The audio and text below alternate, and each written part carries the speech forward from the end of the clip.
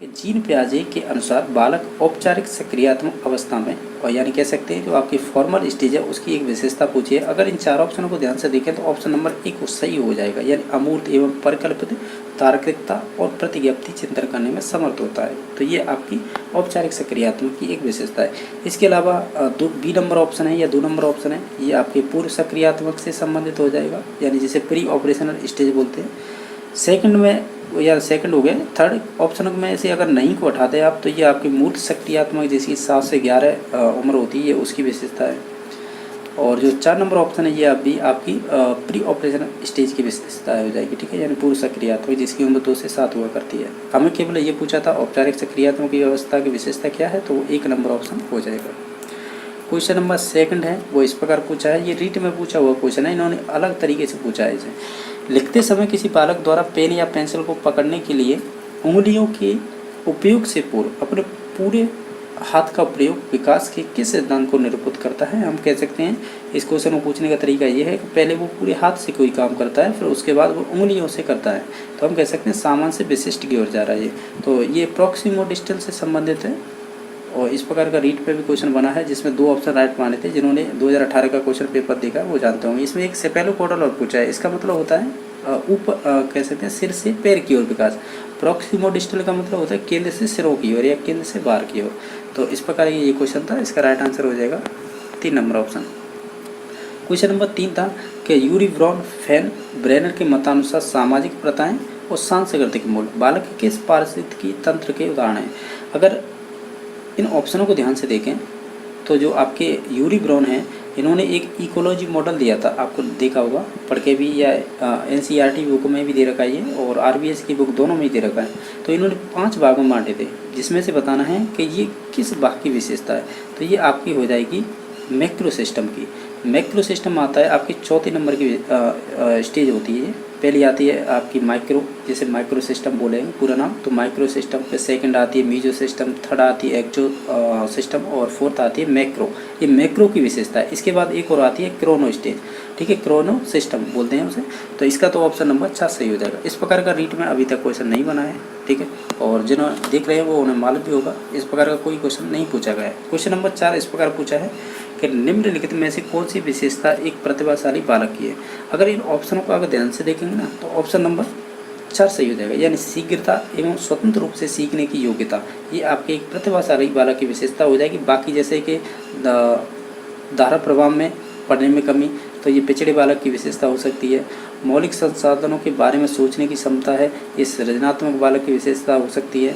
आसानी से विचलित होने वाले, आपने देखा होगा जैसे कि बहुत सारी डिसेबिलिटी पाई जाती है, तो उन बालकों की एक विशेषता होती है आसानी से विचलित हो जाने वालों की, ठीक है।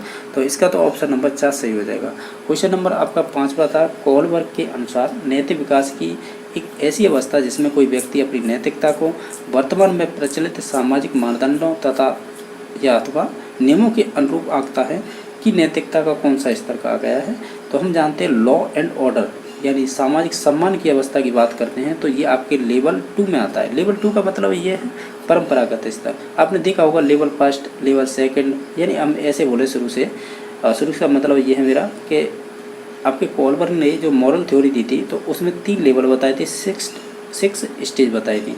तो 3 लेवल में जो सेकंड लेवल था वो आपके परंपरागत था। इसमें आपके 2 स्टेज बांटी थी, 3 नंबर की और 4 नंबर की। 3 नंबर की स्टेज वो थी कि गुड गर्ल नाइस बॉयज़, और आपका 4 नंबर की स्टेज की विशेषता थी लॉ एंड ऑर्डर, जैसे इसे हिंदी में हम दूसरे शब्दों में बोल सकते हैं सामाजिक सम्मान की अवस्था। ये उसकी ही विशेषता एक है, ठीक है। तो इस वजह से इसका ऑप्शन नंबर बी सही हो जाएगा। क्वेश्चन नंबर नेक्स्ट है 6वां, निम्नलिखित में से मुख्य प्रक्रिया नहीं है जिसके द्वारा अर्थपूर्ण अधिगम को गठित होता है। अगर इन 4 ऑप्शनों को देखें तो ऑप्शन नंबर 4 सही हो जाएगा, यानी तथ्यों को रटना एवं कंटेस्ट करना, ये यानी अर्थपूर्ण या मीनफुल अधिगम की एक विशेषता नहीं होगी, ठीक है, ऐसे बोल सकते हैं। यानी अर्थपूर्ण अधिगम की गठित की एक विशेषता नहीं होगी, तो वो ऑप्शन नंबर 4 सही हो जाएगा। यानी ये नेगेटिव पॉइंट था, तो हमें यही चूज करना था। तो क्वेश्चन नंबर नेक्स्ट है जो 7 नंबर, वो इस प्रकार पूछा है, जैसा कि आप देख पा रहे होंगे। इसमें पूछा है कि निम्नलिखित कथनों में से असत्य कथन को चयन कीजिए, यानी जो गलत है वो चूज करना है। अगर इन ऑप्शनों को देखें, ये कह रहे हैं मानव जीवन का आरंभ है मूलतः एक कोष एक मिनट से होता है, ये बात सही है। सेकंड है जीन को आनुवंशिकता की इकाई माना जाता है या कहा जाता है, ये भी बात सही है। मानव विकास को प्रभावित करने वाला वंशानुक्रम एक वातावरणीय कारक है। इस स्टेटमेंट को देखो यहाँ से, ये गलत है, क्योंकि वंशानुक्रम अलग चीज़ होती है, यानी पेरेंट्स के जो भी लक्षण हैं वो बच्चों में आना, और वातावरण अलग कारक है, वो अपना इफेक्ट दिखाता है जब बच्चा जन्म लेके वातावरण के अंदर आता है। ठीक है, तो ये दोनों ही अलग अलग कारक हैं। इन्होंने कहा है कि जो वंशानुक्रम है ये वातावरणीय कारक है, तो ये गलत हो जाएगा। बाकी 4 नंबर ऑप्शन था, मेंडल को आनुवंशिकी का जनक कहा जाता है, यानी हेरिडिटी का फादर कहा जाता है, ऐसे कह सकते हैं, तो ये बात सही है। तो ऑप्शन नंबर इसका 3 सही हो जाएगा। क्वेश्चन नंबर नेक्स्ट है, जो 8वें नंबर क्वेश्चन पूछा है, ये कह रहा है, क्वेश्चन इस प्रकार है कि एरिक्सन के मनोसामाजिक सिद्धांत की वह अवस्था पहल बनाम अपराध बोध का संबंध विकास की किस अवस्था में माना गया है। ये 3 नंबर की स्टेज है, वो स्टेज है, ये आपके एरिक्सन से संबंधित है। तो ये पहल बनाम अपराध की अवस्था होती है, ये आपकी 4 से 6 वर्ष होती है, 4 से 6 वर्ष, और 4 से 6 वर्ष को हम क्या बोलते हैं, हम बोलते हैं पूर्व बाल्यावस्था। तो 4 से 6 वर्ष पूर्व बाल्यावस्था, यानी ये अपराध यानी पहल बना अपराध से संबंधित एक विशेषता है एरिक्सन की, और ये 3 नंबर की स्टेज है। ठीक है, इन्होंने 8 भागों में बांटा था, यानी 8 स्टेज में अपने सिद्धांत को। ठीक है, इंपॉर्टेंट रहती है 4 नंबर की स्टेज, 5 नंबर की स्टेज और पहली स्टेज, और इन्होंने पूछा है 3री स्टेज से क्वेश्चन। ठीक है, तो इसका राइट आंसर क्या हो जाएगा, पूर्व बाल्यावस्था। क्वेश्चन नंबर नेक्स्ट है कि अधिगम की विशेषता नहीं है। अगर इन 4 ऑप्शनों को ध्यान से देखें तो अधिगम सदैव बाह्य दृष्टिगत होता है, ये कहना गलत हो जाएगा। ठीक है, बाकी सभी ऑप्शन इसके सही थे, तो ऑप्शन नंबर 3 गलत हो जाएगा। क्वेश्चन नंबर 10वां था कि रॉबर्ट गेन के अनुसार अधिगम का सर्वोच्च स्तर कौन सा होता है। तो इन्होंने भी अपनी जो सीखने की पदानुक्रमी थी उसको इन्होंने 8 भागों में बांटा था सीखने के, जिसमें से पहला क्या था, संकेत अधिगम था। ठीक है, तो लास्ट कौन सा था, क्या पूछा है इन्होंने, सर्वोच्च स्तर पूछा है ना, तो वो समस्या समाधान हो जाएगा। यही लास्ट स्टेज था इनका।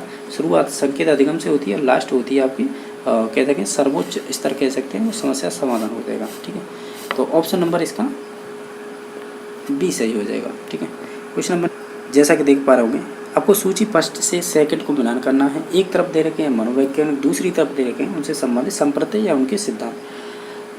केटल है, केटल को मिलाइए आप, है तरल एवं ठोस, तो ये दे रखा है 2 नंबर पर, यानी फ्लूइड एवं क्रिस्टलाइज्ड बुद्धि, हिंदी में कहते हैं तरल एवं ठोस बुद्धि। और सेकंड है स्पीयरमैन, इन्होंने दी थी सामान्य और एवं विशेष कारक, यानी जनरल फैक्टर स्पेसिफिक फैक्टर, तो जी कारक और एस कारक बोलते हैं। हार्वर्ड गार्डनर का था मल्टी इंटेलिजेंस, यानी बहुबुद्धि सिद्धांत, और स्टर्नबर्ग का था टाइआर्किक थ्योरी, जो बुद्धि से संबंधित सिद्धांत था। तो इस प्रकार मिलान करना है, तो इसका राइट आंसर हो जाएगा बी नंबर ऑप्शन, पहले का दूसरा और दूसरे का पहला और तीसरे का चौथा और चौथे का तीसरा, इस प्रकार मिलान है। जैसा कि आप देख पा रहे हैं, क्वेश्चन नंबर आपका 12वें नंबर का है, वो इस प्रकार पूछा है, कौन सा है जो डिस्प्रैक्सिया के कह सकते हैं लक्षणों में से एक है, यानी डिस्प्रैक्सिया का लक्षण पूछा है आपको। ये 4 ऑप्शन दे रखे हैं, अगर इन सभी ऑप्शनों को ध्यान से देखें तो ऑप्शन नंबर इसका 3 सही हो जाएगा, यानी एक कलम पकड़ने और लिखने में समस्या होती है, तो ये आपके डिस्प्रैक्सिया से संबंधित है। डिस्प्रैक्सिया में सभी लक्षण आ जाते हैं, चाहे डिस्ग्राफिया हो, डिस्कैल्कुलिया हो या डिसलेक्सिया हो, ये सभी विशेषताएं इसके अंतर्गत आ जाती हैं। और ये जो आपका डिस्प्रैक्सिया है, ये विकासात्मक विकार होता है, ये मस्तिष्क से संबंधित होता है। जो हमारी गामक क्रिया होते हैं उनमें कंट्रोल नहीं रख पाते, हम खुद से कंट्रोल नहीं रख पाते हैं, तो ये हम जैसे कि कलम पकड़ने में, लिखने में समस्या आती है। ठीक है, तो इस वजह से इसका ऑप्शन नंबर 3 सही है। बाकी वर्तनी समझने में, तो वर्तनी तो हम कह सकते हैं डिसलेक्सिया, और बाकी गणती गणना है ये आपकी कैलकुलिया से, और भाषाई उच्चारण तो अफेसिया बोलते हैं या अफेजिया, तो उससे संबंधित हो जाएगी। बाकी हमें तो केवल ये पूछा था प्रैक्सिया की क्या विशेषता है, डिस्प्रैक्सिया, तो ऑप्शन नंबर 3 सही हो जाएगा। आपका क्वेश्चन नंबर नेक्स्ट है, ये कह रहा है, एक 17 वर्ष की महिला समान परिस्थिति में अधिकांश लोगों द्वारा खाए गए भोजन से अधिक और बेहिसाब मात्रा में भोजन करती है या करती रहती है। उसके बाद वह प्राय सप्ताह में 3 या 4 बलात् उल्टी कर देती है। वो महसूस करती है कि इस पर उसका नियंत्रण नहीं है। उसकी शारीरिक जांच के परिणाम सामान्य हैं और वजन भी सामान्य है। अधिक संभावना है कि वह निम्नलिखित में से ग्रस्त है। किससे, जैसे इसमें ऑप्शन दे रखे हैं, अगर इन ऑप्शनों को ध्यान से देखें तो हम राइट आंसर जाएंगे बुलिमिया नर्वोसा, तो ये इसी से संबंधित है। ठीक है, बुलिमिया नर्वोसा होता है, उसमें यही होता है, ज़्यादा खा लेते हैं पर उल्टी करते हैं, और बाकी सभी चीज़ें सामान्य आती हैं, चेक करवाते हैं तो, और ये आपकी विशेषता होती है बुलिमिया से। और एक है एनोरेक्सिया नर्वसा। इसमें क्या है कि हम मोटापे के डर की वजह से हम भोजन कम करते हैं, ये इसकी एक विशेषता है। ये भी रीट में पूछा हुआ क्वेश्चन है, दोनों ही पूछे हैं, बुलिमिया और नर्वसा। क्वेश्चन नंबर नेक्स्ट है, एक तरफ आपको एक घटनाएं दे रखी हैं सूची फर्स्ट में, और सेकंड में मनोवैज्ञानिक दे रखे हैं, और बताना है कौन किससे संबंधित है। अगर इन ऑप्शनों को ध्यान से देखें, हम जानते हैं कि जो प्रेक्षण है तो ये बांडुरा से संबंधित हो जाएगा, तो ऑप्शन नंबर 3 सही हो जाएगा। आपके संज्ञानात्मक मानचित्रण है, ये आपके स्किनर से संबंधित हो जाएगा। बाकी भिन्न उद्दीपनों का साचार है, ये आपके पावलर जो कुत्ते में प्रयोग किए थे उससे संबंधित, और बाकी अधिगम संज्ञानात्मक विकास की ओर ले जाना, ये आपके वाइगोस्की से संबंधित है। तो हम कहेंगे पहले का तीसरा, तो ये तीनों में ही है। इसके अलावा दूसरे का पहला, ये केवल इसमें है और इसमें है। आगे देखते हैं फिर तीसरे का चौथा केवल ऑप्शन नंबर बी में है, तो option number B correct answer हो जाएगा, क्योंकि बाकी जो लास्ट में बचा है वो डायरेक्ट जो भी बचा है उससे मिल जाएगा। क्वेश्चन नंबर आपका 15वां है कि निम्नलिखित में से कौन सा एक सृजनात्मक चिंतन को प्रोत्साहित करने का सही तरीका नहीं है। अगर इन ऑप्शनों को ध्यान से देखें तो ऑप्शन नंबर 4 सही हो जाएगा। धन का प्रस्ताव रखना ये गलत हो जाएगा, यानी ये एक सृजनात्मक चिंतन को प्रोत्साहित करने के लिए सही नहीं माना। आपका क्वेश्चन नंबर कह सकते हैं 16वां है, जो ऐसा कि आप देख पा रहे होंगे कि निम्न में से किसने उपलब्धि अभिप्रेरणा के संप्रत्य सिद्धांत निर्माण पर अधिकांश कार्य किए थे। अगर ये ऑप्शनों को ध्यान से देखें, ये आपके डेविड मैक्लीलैंड है ना, इन्होंने दिया था ये 1961 में। इनके एक सहयोगी भी हुए हैं एटकिंसन, तो हम कह सकते हैं मूलतः सिद्धांत तो आपके डेविड मैक्लीलैंड ने ही दिया था, लेकिन सहयोगी रहे थे आपके एटकिंसन। ये भी रीट में पूछा हुआ क्वेश्चन है। क्वेश्चन नंबर नेक्स्ट है कि बांडुरा के सामाजिक अधिगम सिद्धांत का प्रमुख केंद्र क्या रहा था। अगर इन सभी ऑप्शनों को ध्यान से देखें तो ऑप्शन नंबर 3 सही हो जाएगा, यानी नैतिक व्यवहार। परीक्षण की बात करते हैं, ऑब्जर्वेशन की बात करते हैं, यानी बच्चा है दूसरे को अनुकरण करके सीखता है। बाकी देखा जाए तो देखो नैतिक संवेग की बात नहीं की है। नैतिक तर्क की बात करें तो ये आपकी मॉरल रीजनिंग है, ये आपके संबंधित हो जाती है आपके लॉरेंस कोहलबर्ग से, और बाकी नैतिक संवेग तर्क की भी बात नहीं की है, तो ऑप्शन नंबर इसका 3 सही हो जाएगा। क्वेश्चन नंबर 18वां था कि एनसीएफ 2005 की समस्तुतियों के अनुसार कक्षा 1 व कक्षा 2 के विद्यार्थियों के लिए मूल्यांकन का तरीका होना चाहिए। अगर इन 4 ऑप्शनों को ध्यान से देखें तो हम कहेंगे उनका ऑब्जर्वेशन करके हम कर सकते हैं, तो ऑप्शन नंबर डी सही हो जाएगा। क्वेश्चन नंबर 19वां है कि राष्ट्रीय पाठ्यचर्या की रूपरेखा 2005 के अंतर्गत व्यवसायिक सुधारों में पाठ्यपुस्तक को लेकर क्या टिप्पणी की गई है। तो अगर इन ऑप्शनों को ध्यान से देखें तो हम कहेंगे विभिन्न स्कूलों के मध्य पुस्तकालयों को साझा किया जाना चाहिए, तो इस प्रकार का ये कथन सही हो जाएगा आपके व्यवसायिक सुधारों में पाठ्यपुस्तक को लेकर। ठीक है, तो ऑप्शन नंबर 3 सही हो जाएगा। क्वेश्चन नंबर 20वां है कि क्रियात्मक अनुसंधान की प्रक्रिया का प्रथम चरण क्या होता है। इसके 6 स्टेप होते हैं, जिसमें पहला होता है हम कह सकते हैं समस्या की पहचान करेंगे, तो ऑप्शन नंबर 3 सही हो जाएगा। क्वेश्चन नंबर आपका 21वां है, शिक्षा का अधिकार अधिनियम 2009 में एक शैक्षणिक वर्ष में उच्च प्राथमिक स्तर पर कितने न्यूनतम शैक्षणिक घंटों का उल्लेख किया गया है। अगर बात करें लेवल 2, यानी लेवल 2 का मतलब 6 to 8 की बात करेंगे तो 1000 घंटे शिक्षण घंटे हो जाएंगे, ऐसे बोल सकते हैं 1000 शिक्षण घंटे हो जाएंगे। और इसके अलावा लेवल फर्स्ट की बात करें 1 से 5 वाले, तब होता 800 शिक्षण घंटे, तो इसका तो ऑप्शन नंबर बी सही हो जाएगा। क्वेश्चन नंबर 22वां है कि विद्यार्थी के विकसित कौशल तथा ज्ञान का परीक्षण कहलाता है। अगर इन ऑप्शनों को ध्यान से देखें तो ऑप्शन नंबर बी सही हो जाएगा, यानी उपलब्धि परीक्षण है वो आपके विकसित कौशल और ज्ञान का परीक्षण कर सकता है, तो ऑप्शन नंबर बी सही हो जाएगा। क्वेश्चन नंबर 23वां है कि शिक्षा में सुधार के लिए विभिन्न आयोगों की सिफारिश में आंतरिक जांचों की संख्या बढ़ाने की सिफारिश की गई है, क्योंकि आंतरिक जांच हैं। अगर इन 4 ऑप्शनों को ध्यान से देखें तो हम कहेंगे ये सभी बच्चों का मूल्यांकन करती है, तो ऑप्शन नंबर 3 सही हो जाएगा। आपका क्वेश्चन नंबर 24वां है वो इस प्रकार पूछा है कि फ्रायड के मनोविश्लेषणवाद के संदर्भ में असत्य कथन कौन सा है। इसमें से जो गलत है वो चूज करना है। अगर इन सभी ऑप्शनों को ध्यान से देखें तो ऑप्शन नंबर 3 सही हो जाएगा। फ्रायड द्वारा प्रयुक्त रक्षा युक्तियाँ दुश्चिंता द्वारा उत्पन्न असुविधाजनक भावों से इदम के बर्ताव करने का ये तरीका है, तो ये कहना डायरेक्टली कि ये इदम से होते हैं सभी भाव, यानी जो एंजाइटी होती है आपके अंदर, तो ये कहना गलत हो जाएगा, तो ऑप्शन नंबर 3 सही हो जाएगा और बाकी ऑप्शन सही थे। क्वेश्चन नंबर आपका नेक्स्ट है कि असुमिलित को छाटिए। ये आपको एक तरफ दे रखे हैं मनोवैज्ञानिक और दूसरी तरफ इनका एक वर्गीकरण दे रखा है, तो इसमें से गलत है वो चूज करना है। क्वेश्चन नंबर यानी ऑप्शन नंबर फर्स्ट है कि शेल्डन है, उन्होंने शारीरिक संरचना को कह सकते हैं शारीरिक संरचना के आधार पर व्यक्तित्व का वर्गीकरण किया था। तो ये कहना सही है, क्योंकि इन्होंने शारीरिक संरचना के आधार पर बांटा था। इन्होंने कितने प्रकार के बांटे थे? 3, जो जिनके नाम थे हुआ करते थे एक्टोडर्म, मीजोडर्म और आपके एंडोडर्म। आपका सेकंड है स्पेंसर, इन्होंने सामाजिक गुणों के आधार पर बांटे थे। इन्होंने 6 प्रकार बताए थे, ये भी बात सही है। तीसरा है हिप्पोक्रेटस, ये मनोवैज्ञानिक गुणों के आधार पर नहीं बांटे थे, तो ये तो आपके युंग ने बांटे थे। जो मनोवैज्ञानिक गुणों के आधार पर युंग ने बांटे थे, आपको मालूम होगा अंतर्मुखी, बहिर्मुखी और एक उभयमुखी। मुख्यतः तो 2 ही प्रकार थे, लेकिन मध्य में एक और रख के इन्होंने 3 प्रकार बता दिए थे। तो ये आपके हिप्पोक्रेटस ने नहीं बांटे थे। हिप्पोक्रेटस ने तो ब्लड जो आपके बॉडी फ्लूइड होता है ना, उसके आधार पर बांटे थे। तो ऑप्शन नंबर इसका 3 सही हो जाएगा। बाकी कैनन है, इन्होंने अंतःस्रावी ग्रंथि के आधार पर वर्गीकरण किया था, ये बात सही है। क्वेश्चन नंबर आपका 26 है कि विषय आत्मबोध परीक्षण में एक व्यक्ति पर कुल कितने कारणों को प्रयोग में लाते थे? आप जानते होंगे इसमें 20 कार्ड थे, वो प्रयोग में लाए जाते थे। 19 + 1 यानी 19 कार्ड आपको दिए जाते थे, उनमें 1 कार्ड खाली दिया जाता था जो कहानी लिखने के लिए। तो इसका राइट आंसर हो जाएगा बी नंबर ऑप्शन, यानी 20 हो जाएगा इसका करेक्ट आंसर। क्योंकि इसमें टीएटी में कुल कार्डों की संख्या नहीं पूछी है, इसमें पूछा है प्रयोग में कितने आते थे, तो वो 20 आते थे, ठीक है।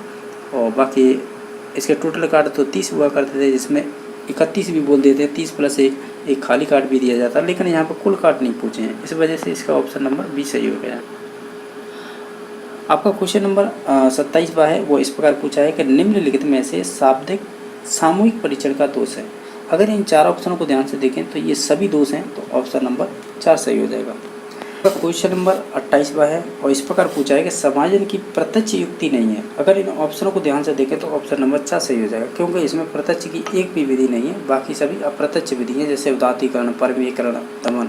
क्वेश्चन नंबर आपका 29 है, निम्नलिखित में से बाल अपराध का कारण नहीं है, यानी इनमें से बाल अपराध का कौन सा कारण नहीं है वो चूज करना है। अगर इन ऑप्शनों को ध्यान से देखें तो हम कहेंगे विद्यालय में शैक्षिक गतिविधियों का आयोजन करना, ये आपके एक बाल अपराध का एक कारण नहीं होगी, तो ऑप्शन नंबर 2 सही हो जाएगा। क्वेश्चन नंबर आपका नेक्स्ट है, व्यक्तिगत भिन्नता का अध्ययन किया जा सकता है, तो हम कहेंगे उपलब्धि परीक्षण के द्वारा कर सकते हैं, व्यक्तिगत परीक्षण के द्वारा कर सकते हैं, और अभिक्षमता परीक्षण के द्वारा, यानी उपयुक्त सभी इसका राइट आंसर हो जाएगा। जैसे कि है आपका जैसे चाइल्ड डेवलपमेंट और आपका एंड पेडागोजी यानी बाल विकास और शिक्षा शास्त्र, इससे 30 क्वेश्चन बनते हैं। तो इन 30 क्वेश्चनों को देखते हैं। पहला क्वेश्चन था आपका पहला क्वेश्चन था गिलपोर्ट की बुद्धि संरचना सिद्धांत के अनुसार बुद्धि के तत्वों में समायोजित किया गया। तो वो आप है, एक तो संक्रिया है, विषय वस्तु, उत्पाद है, यानी इसे बोलते हैं ऑपरेशन, कंटेंट और प्रोडक्ट, ठीक है। तो ये हो जाएगा इसका राइट आंसर पहला ही। अगर बात करें तलरूपी ठोसरूपी, ये आपके केटल से संबंधित है। सामाजिक मूर्त अमूर्त, ये आपके थॉर्नडाइक और गैरेट से संबंधित है। सामाजिक और विशिष्ट और सामान्य कारक और विशिष्ट कारक, ये एसपीएम से संबंधित है, ठीक है। चलो अगला क्वेश्चन देख लेते हैं जो बना था। अगला क्वेश्चन था कि रेवेंस प्रोग्रेसिव मैट्रिक किस प्रकार का परीक्षण है। तो ये आपने अगर पढ़ रखा है तो ये अशाब्दिक होता है, ठीक है, नॉन वर्बल होता है, ठीक है। तो इसका right answer B number option हो जाएगा, ठीक है। चलो अगला क्वेश्चन देख लेते हैं जो आपका 3 नंबर क्वेश्चन था कि निम्नलिखित में से कौन सी व्यक्तित्व मापन की व्यवहारात्मक विश्लेषण विधि नहीं है, यानी ये कह रहा है कि not a behaviour analysis method personality measurement, यानी ये कह रहा है कि जिसमें हम व्यवहारात्मक विश्लेषण विधि नहीं है, तो वो बता रहा है। देखो इसमें हो जाएगी रोसा स्याही डब्बा परीक्षण। जैसे ये भी अच्छा क्वेश्चन था कि शेल्डन ने कौन सी विशेषता आयताकृतिक प्रकार की व्यक्तित्व की नहीं है, जिसे बोलते हैं मीजोमॉर्फिक की विशेषता नहीं है, ये बताना है, विशेषता नहीं है। तो देखो मजबूत व पेशीय शरीर वाले होते हैं, ये बिल्कुल सही है, यानी स्ट्रॉन्ग जो मस्कुलर बॉडी होती है तो इनकी पाई जाती है किसकी जो आयताकृतिक होते हैं या मीजोमॉर्फिक होते हैं। और सुसंगठित शरीर वाले होते हैं, तो ये भी सही बात है। ऊर्जावान एवं साहसी होते हैं, ये भी बात सही है। लेकिन कलात्मक अंतर्मुखी, ये आपके अगर आपने एक तो होता है एंडो, मीजो और एक्टो, तो ये एक्टो की विशेषता है, कौन सी वाली, ये वाली कलात्मक और अंतर्मुखी, ठीक है। तो जो मीजो था 2 नंबर पे, तो उसकी ये 3 विशेषता थी, ए, बी और सी, और जो डी ऑप्शन है वो कलात्मक और अंतर्मुखी विशेषता एक्टोमॉर्फिक की होती है, ठीक है। तो यही अलग हो जाएगा, यानी इसने यही पूछा था क्वेश्चन में कि व्यक्तित्व की नहीं बताई जा सकती, यानी कौन सी विशेषता नहीं है, तो यही थी 4 नंबर ऑप्शन, ठीक है। चलो अगला देख लेते हैं। अगला क्वेश्चन था 5 नंबर क्वेश्चन, ये था कि फ्रायड के मनोविश्लेषणात्मक सिद्धांत के संबंध में निम्न में से किस कथन से आप सहमत नहीं है, ये बताना है, ठीक है। पहला ही ऑप्शन है कि इड अहम इड, अहम और पराहम संप्रत्य न होकर ये वास्तविक भौतिक संरचनाएं होती हैं, तो हम सहमत इसी ऑप्शन से नहीं होंगे। ये वास्तविक नहीं होती, ये काल्पनिक ही होती है, हम मन मन में कुछ भी सोचते रहते हैं, ठीक है। तो ये वैसे इड, अहम और पराहम ये काल्पनिक ही है, ये वास्तविक नहीं होती है, ठीक है। बाकी ये तीनों ऑप्शन है ना, ये सभी सही है, ठीक है। चलो अगला क्वेश्चन देख लेते हैं। 6 नंबर क्वेश्चन आया था आपका, ये है, यदि कोई विद्यार्थी परीक्षा में निम्न स्तरीय निष्पादन के बाद एक नया कलम खरीदता है और यह कहता है कि वह आगे की परीक्षा में भी नई कलम के साथ उच्च स्तर का निष्पादन प्रदर्शित करेगा, तो यह रचना युक्ति कौन सी होगी? या कह सकते हैं ये डेनियल होगी, या रिएक्शन फॉर्मेशन होगी, या रेशनलाइजेशन होगी, या रिग्रेशन होगी? तो इसका राइट आंसर होगा ये रेशनलाइजेशन यानी युक्ति। कोई वह विकास जिसमें व्यक्ति अधिक मात्रा में तो खाना खा लेता है, उसके बाद क्या लिखा है इसमें, उसके बाद रेचक से या उल्टी करके खाने को शरीर से बाहर निकाल देता है, और व्यक्ति पेट साफ होने के पश्चात तनाव व नकारात्मक संवेगों से अपने आप को मुक्त महसूस करता है। यह किस प्रकार का विकार है? तो देखो पहला ऑप्शन है क्षुधा अभाव, दूसरा क्षुधति सहायता, हिंदी पत्र कैसी लिखी है, अनियंत्रित भोजन, और कैटाटोनिक जन्मा। तो ये पहला ऑप्शन है एरोरेक्सिया नेर्वसा, दूसरा है बुलिमिया नेर्वसा, तीसरा है बिंगे एटिंग, और 4 नंबर ऑप्शन है कैल्टोनिक, इसमें देख रहा है स्टूपर। तो इसका राइट आंसर होगा वो होगा 2 नंबर, यानी इसे बोलते हैं बुलिमिया नेर्वसा, ठीक है। कि अधिगम अशक्तता वाले बालक में क्या चीजें होती हैं या नहीं होती है, वो हमें खुद से चूज करना है। इसमें अधिगम अशक्तता वाले बालक में तो देखो पेशीय समर में वो हस्त निपुणता उच्च कोटि की होती है, ये तो जरूरी नहीं है। स्थान और समय की समझदारी नहीं होती है। अवदान से जुड़े विकार अनुपस्थित होते हैं, अवदान से जुड़े विकार अनुपस्थित होते हैं, ये भी नहीं होता है। और पठन वैकल्प के लक्षण पाए जाते हैं, ये बात सही है, ठीक है। पठन वैकल्प का मतलब पढ़ने में डिसेबिलिटी या कमी अक्षमता ये पाई जाती है, ठीक है। अगला क्वेश्चन था 9 नंबर, प्रतिभाशाली बालक की विशेषता है, तो ये उपयुक्त सभी हो जाएंगे, आप पढ़ के देख लेना। जैसे उन्नत तार्किक चिंतन, प्रश्न करने की प्रवृत्ति तथा समस्या समाधान करने की अधिक योग्यता भी होती है, सूचना प्रक्रमण की उच्च गति भी होती है, इनमें सामान्यीकरण तथा विभेदन करने की योग्यता श्रेष्ठ होती है, यानी ये सभी ऑप्शन हो जाएंगे प्रतिभाशाली बालक की विशेषता के, ठीक है। अगला क्वेश्चन था वो ये क्वेश्चन है कि सृजनात्मक संभाव्यता की सीमाएं व्यक्ति की आनुवांशिकता के द्वारा तो निहित की हो जाती हैं तथा पर्यावरण सृजनात्मक के विकास को उद्दीपित करते हैं। रिक्त स्थान हेतु उपयुक्त शब्द यही होगा, यानी बी नंबर ऑप्शन, ठीक है। अगला देख लेते हैं, ये कह रहा है कि मानसिक रूप से विबंधित बालकों की बुद्धि लब्धि का वह स्तर जिस पर उनको केवल प्रशिक्षित किया जा सकता है ताकि वे अपने दैनिक कार्य स्वयं कर सकते हैं। तो इसका राइट आंसर होगा 25 से 50। यहाँ पर ट्रेंड शब्द आया, आप ध्यान से देखो ये वाला, ठीक है। और अगला देख लेते हैं, अगला है 12 नंबर, राष्ट्रीय पाठ्यचर्या रूपरेखा 2005 यानी एनसीएफ 2005 में उल्लेखित मार्गदर्शक सिद्धांतों में से कौन सा नहीं है? तो आपका पहला ऑप्शन था ज्ञान को स्कूल के बाहरी जीवन से जोड़ना, तो ये बिल्कुल सही है। पढ़ाई रटंत प्रणाली से मुक्त या सुनिश्चित करना, ये भी बात सही है। परीक्षा को अपेक्षाकृत कठिन बनाना, तो यही ऑप्शन हो जाएगा गलत, ठीक है। यही पूछा था कि निम्न में से कौन सा सही नहीं है, तो इसमें से सी नंबर ऑप्शन हो जाएगा सही, ठीक है।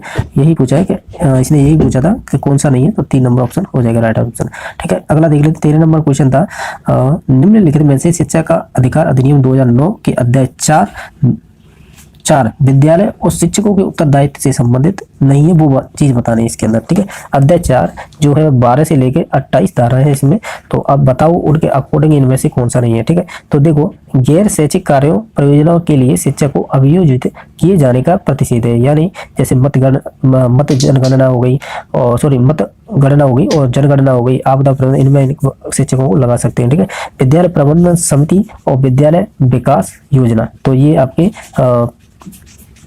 इसी के अंतर्गत आ जाएंगी, किसके धारा 4 के, ठीक है। बालक के शारीरिक दंड और मानसिक उत्पीड़न का प्रतिषेध, ये भी आपकी धारा नंबर 4 के अकॉर्डिंग चलेगी।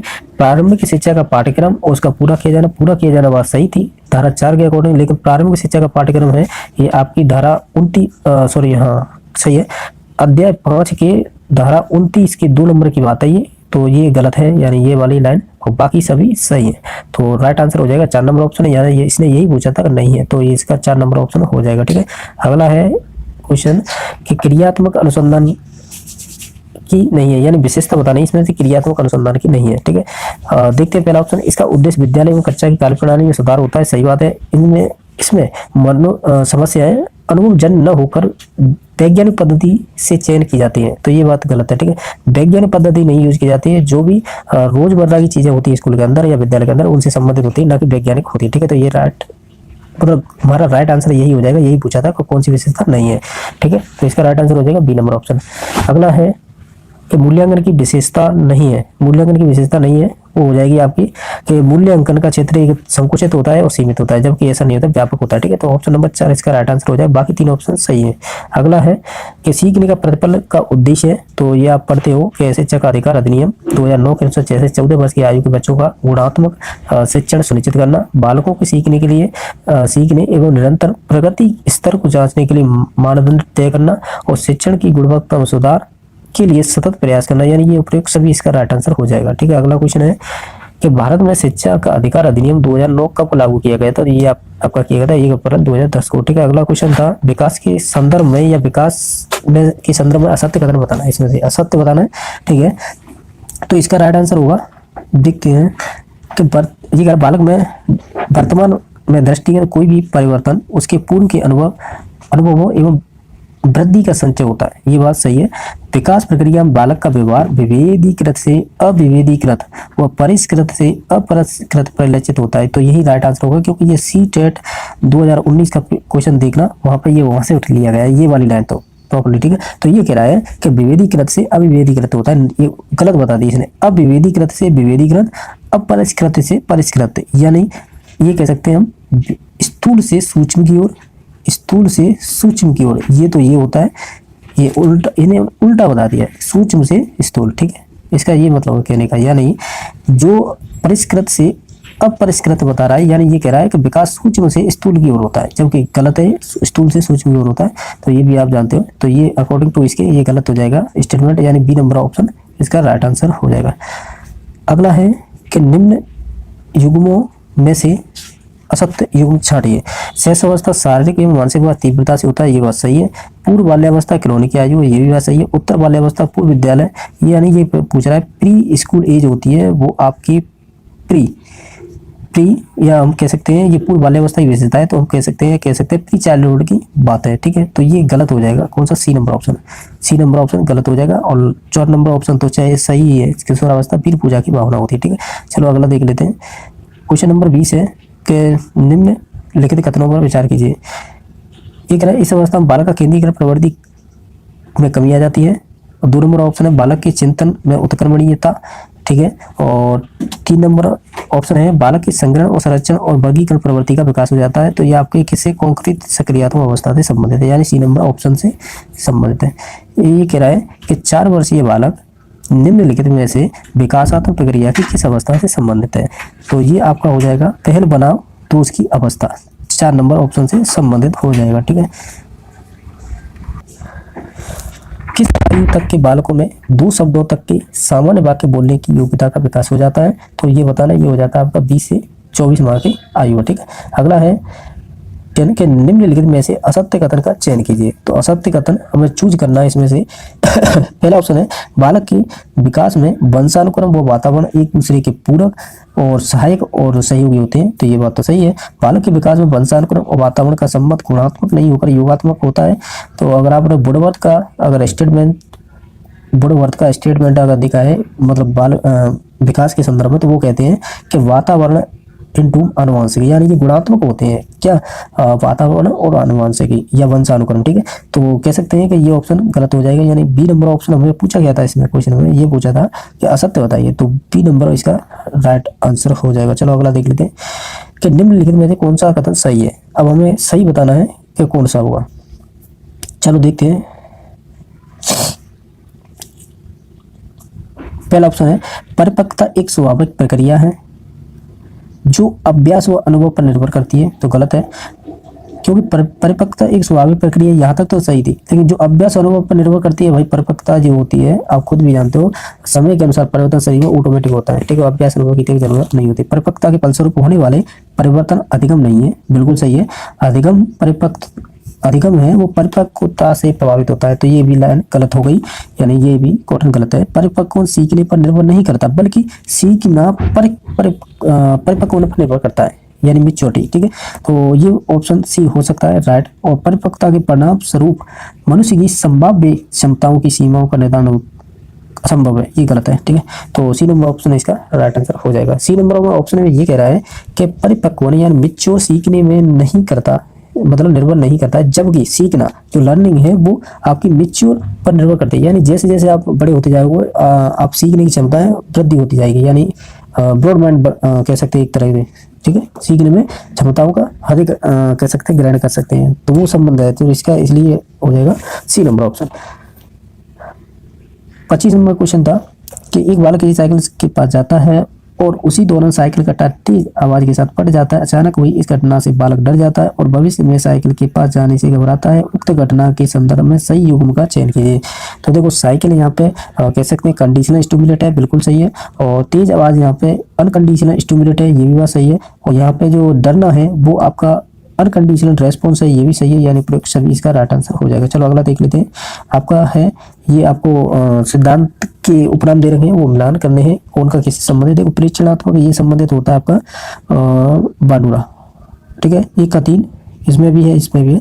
अव्यक्त टोलमैन यानी टोलमैन 2 नंबर ऑप्शन, तो ये इसमें भी सही दो है। अंतर्दृष्टि ये कॉलर से, यानी 5वां नंबर ये, यानी इसका ऑप्शन नंबर सी हो जाएगा राइट आंसर, क्योंकि अंतर्दृष्टि कॉलर से संबंधित है और बाकी क्रिया परिषद आपका स्किनर से संबंधित है, यानी ये सी नंबर ऑप्शन इसका राइट आंसर हो जाएगा। अगला देख लेते हैं। ये कह रहा है, क्या कह रहा है कि असत्य चाटिए, यानी 27 नंबर को कह रहा है असत्य चाटिए। तो हम छाड़ते हैं, देखते हैं। चिंतन संगठित लक्ष्य निर्देश व उद्देश्यपूर्ण व्यवहार होता है, सही बात है। चिंतन मानसिक प्रक्रिया का ज्ञानात्मक पहलू होता है, ये भी बात सही है। चिंतन एक जटिल मानसिक प्रक्रिया है, ये बात तो सही है, जिसमें संज्ञानात्मक गत्यात्मक क्रिया सम्मिलित होती है। ये गत्यात्मक जो शारीरिक होती है ना, वो सम्मिलित नहीं होती है। इसका राइट आंसर हो जाएगा सी नंबर ऑप्शन, ठीक है। यहाँ तक तो सही था ये स्टेटमेंट ज्ञानात्मक, लेकिन ये गत्यात्मक जोड़ते ही ये गलत हो गया, ठीक है। चलो अगला देख लेते हैं। 28 नंबर क्वेश्चन क्या है कि कल्पना के विषय में सत्य कथन क्या है। कल्पना के बारे में, कल्पना का संबंध समस्या समाधान व्यवहार से है, ये तो गलत है। कल्पना में क्रमबद्धता और तार्किकता पाई जाती है, ये भी गलत है। कल्पना का वास्तविक से कोई संबंध नहीं, तो यही राइट आंसर हो जाएगा। अगला देख लेते हैं कि ये कह रहा है कि निम्न में से कौन सा कथन अभिप्रेरणा की प्रक्रिया के संदर्भ में उपयुक्त नहीं है। मतलब कौन सा कथन है जो अभिप्रेरणा की प्रक्रिया के संदर्भ में उपयुक्त नहीं है। अभिप्रेरणा एक बाह्य है, ठीक है। बाह्य एक अभिप्रेरणा है या बाह्य अवस्था है जो काल्पनिक न होकर वास्तविक होती है, तो हमें बताना ये है कि इसमें से उपयुक्त नहीं है, ठीक है। तो यही राइट आंसर हो जाएगा, ठीक है। क्योंकि बाह्य ये कह रहा है कि अभिप्रेरणा की प्रक्रिया के संदर्भ में उपयुक्त नहीं है, वो बताना है। अभिप्रेरणा की बाह्य अवस्था है जो ये काल्पनिक न होकर वास्तविक है, तो ये गलत है। काल्पनिक ही होती है, ठीक है। और जब ये काल्पनिक न होकर वास्तविक होती है, ये कह रहा है वास्तविक नहीं होती, काल्पनिक ही होती है, ठीक है। अगला देख लेते हैं। बुद्धि की प्रकृति के विषय में आप किस कथन से असहमत होंगे, ठीक है। बुद्धि के कारण ही व्यक्ति में विवेकशील व अमूर्त चिंतन करने का सामर्थ्य आता है, ये बात सही है। समस्या समाधान हेतु व्यक्ति बुद्धि से उत्पन्न होने वाली सूझ का सहारा लेता है, ये भी बात सही है। बुद्धि के फलस्वरूप ही व्यक्ति उद्देश्यपूर्ण क्रिया करे, ऐसा आवश्यक नहीं है, ठीक है। तो ये ऑप्शन हो सकता है या हम इससे असहमत हो सकते हैं, लेकिन 4 नंबर ऑप्शन को देखो। बुद्धि के कारण ही व्यक्ति में वातावरण के साथ समायोजन अनुकूल करने की योग्यता विकसित होती है, तो ये तो परिभाषाएं दे रखी हैं। आपने अगर बुद्धि चैप्टर पढ़ा तो वहाँ पे ये संबंधित परिभाषाएं, ठीक है, ये तो सही है। लेकिन जो 3 नंबर ऑप्शन है कि बुद्धि के फलस्वरूप ही व्यक्ति उद्देश्यपूर्ण क्रिया करे, ये आवश्यक नहीं है भाई, ये आवश्यक है, ठीक है। तो आवश्यक है इसीलिए ये सही हो जाता है, लेकिन आवश्यक नहीं है तो इसलिए ये हम असहमत है इससे, ठीक है। तो इसका राइट आंसर हो जाएगा सी।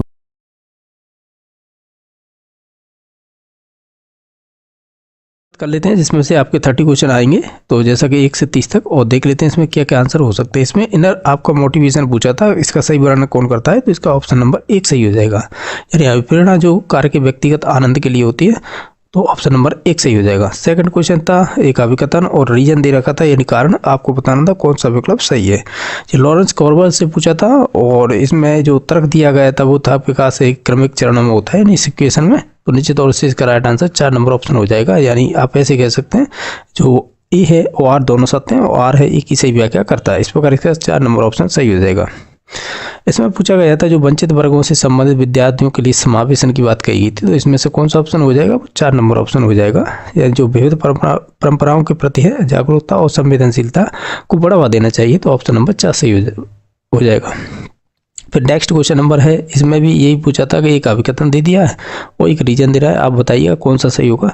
तो इसमें भी देखा जाए तो 4 नंबर ऑप्शन सही हो जाएगा। यानी आप ऐसे कह सकते हैं जो आपका अभिकथन है और आपका जो रीजन दे रखा था तो वे दोनों ही सही हैं, और जो अभिकथन है यानी ए है कि आर है सही व्याख्या करता है, यानी जो आपका आर रीजन दे रखा है वो सही व्याख्या करता है ए की, ठीक है, अभिकथन की। तो ऑप्शन नंबर 4 सही हो जाएगा।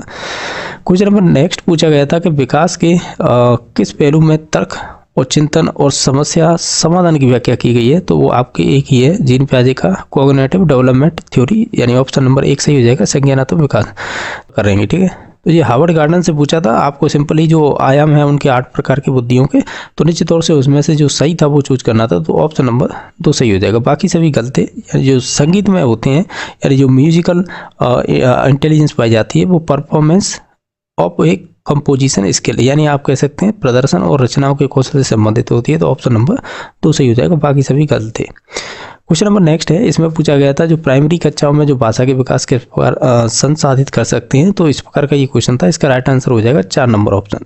जब हम शिक्षक अमूर्त उदाहरणों को संदर्भित करने के लिए हम एक ठोस उदाहरणों का उपयोग कर सकते हैं, तो ऑप्शन नंबर 4 सही हो जाएगा। क्वेश्चन नंबर नेक्स्ट था, ये पूछा था जीन पियाजे से, इसमें बताना था आपको कि जो भी मूर्त सक्रियात्मक सोच वह पूर्ण सक्रिय सोच से अलग कैसी है, तो वो होगी आपकी विकेंद्रीकरण से, यानी डिसेंटरिंग, यानी बच्चा है विभिन्न आयामों के बारे में सोच सकता है, तो वन साइडेड नहीं सोच पाता है, विभिन्न साइडों को सोच सकता है। इस प्रकार का इसका लॉजिक निकल के आएगा।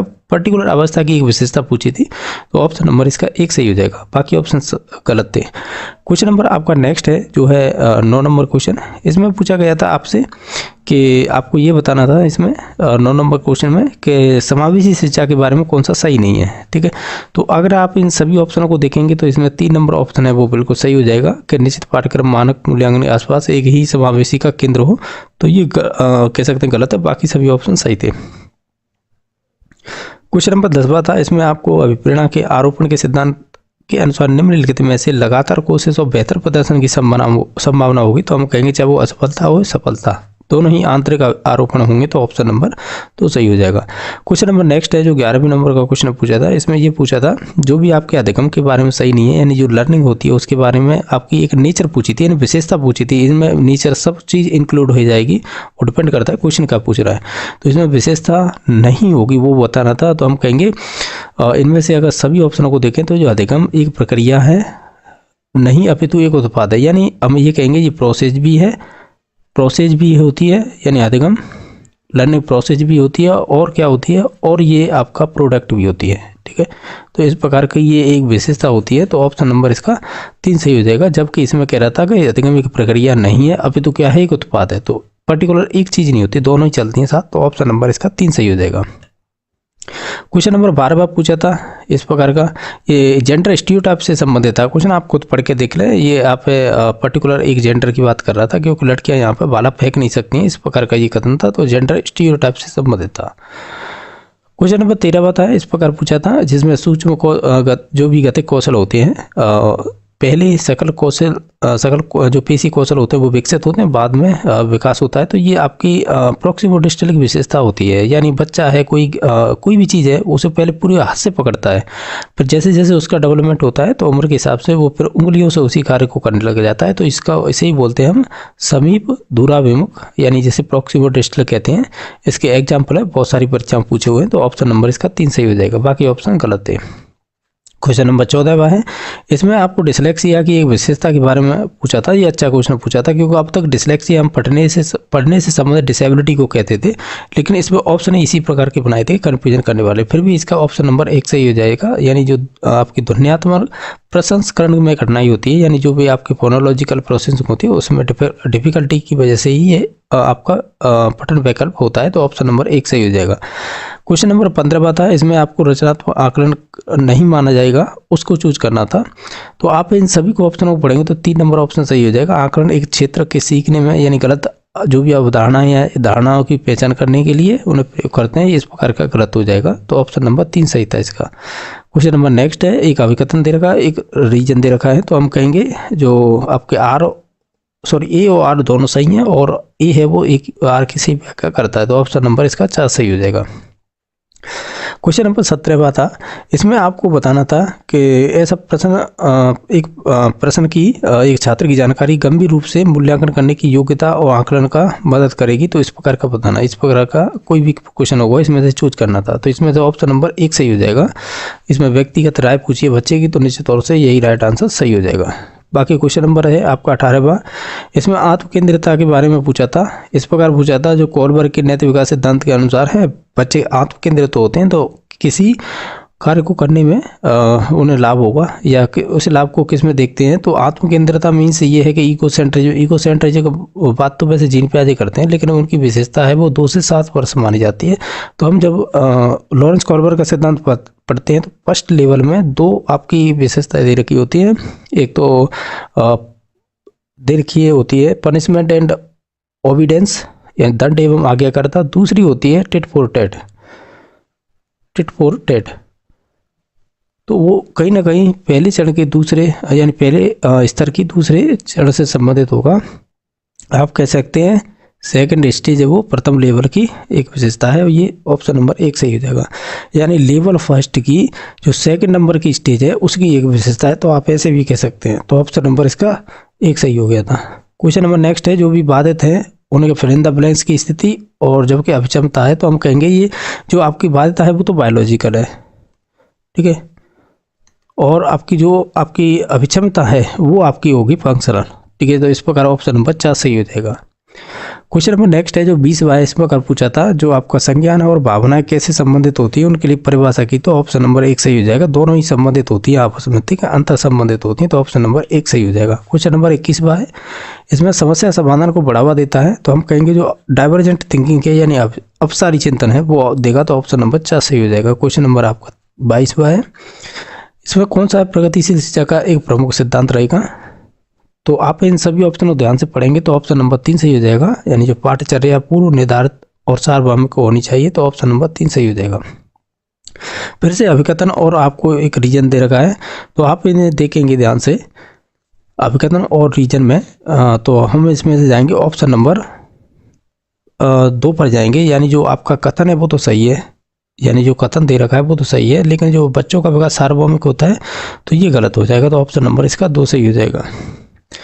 क्वेश्चन नंबर नेक्स्ट है कि सीखने के सामाजिक संरचनावादी विचार इस बात की वकालत करते हैं किसकी, तो कि बच्चों को कैसे रखना चाहिए, सक्रिय रूप से ज्ञान निर्माण के रूप में देखते हैं जो सोशियो संरचनावादी हैं, ठीक है। नेक्स्ट है 25 नंबर, इसमें से आपको उपयोगी प्रतिपुष्टि की एक विशेषता, यानी जो आपको उपयोगी फीडबैक की एक विशेषता बतानी है। तो हम कहेंगे ये एक सामयिक और विशिष्ट होता है, यानी आप कह सकते हैं it is the timely and the specific होता है। तो ऑप्शन नंबर इसका 3 सही था।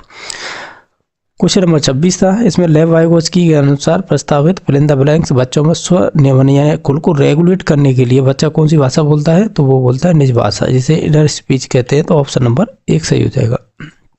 इसमें से आपको एक अपसारी और अभिसारी यानी डाइवर्जेंट थिंकिंग और कन्वर्जेंट थिंकिंग के संबंधित इसमें से एक बताना था ऑप्शन। तो हम कहेंगे जो डाइवर्जेंट थिंकिंग है वो कई तरह के उत्तरों को प्रोत्साहित करता है, जबकि जो आपका अभिसारी है वो आपका एक ही समाधान पर स्थिर होता है। तो ऑप्शन नंबर इसका 4 सही हो जाएगा।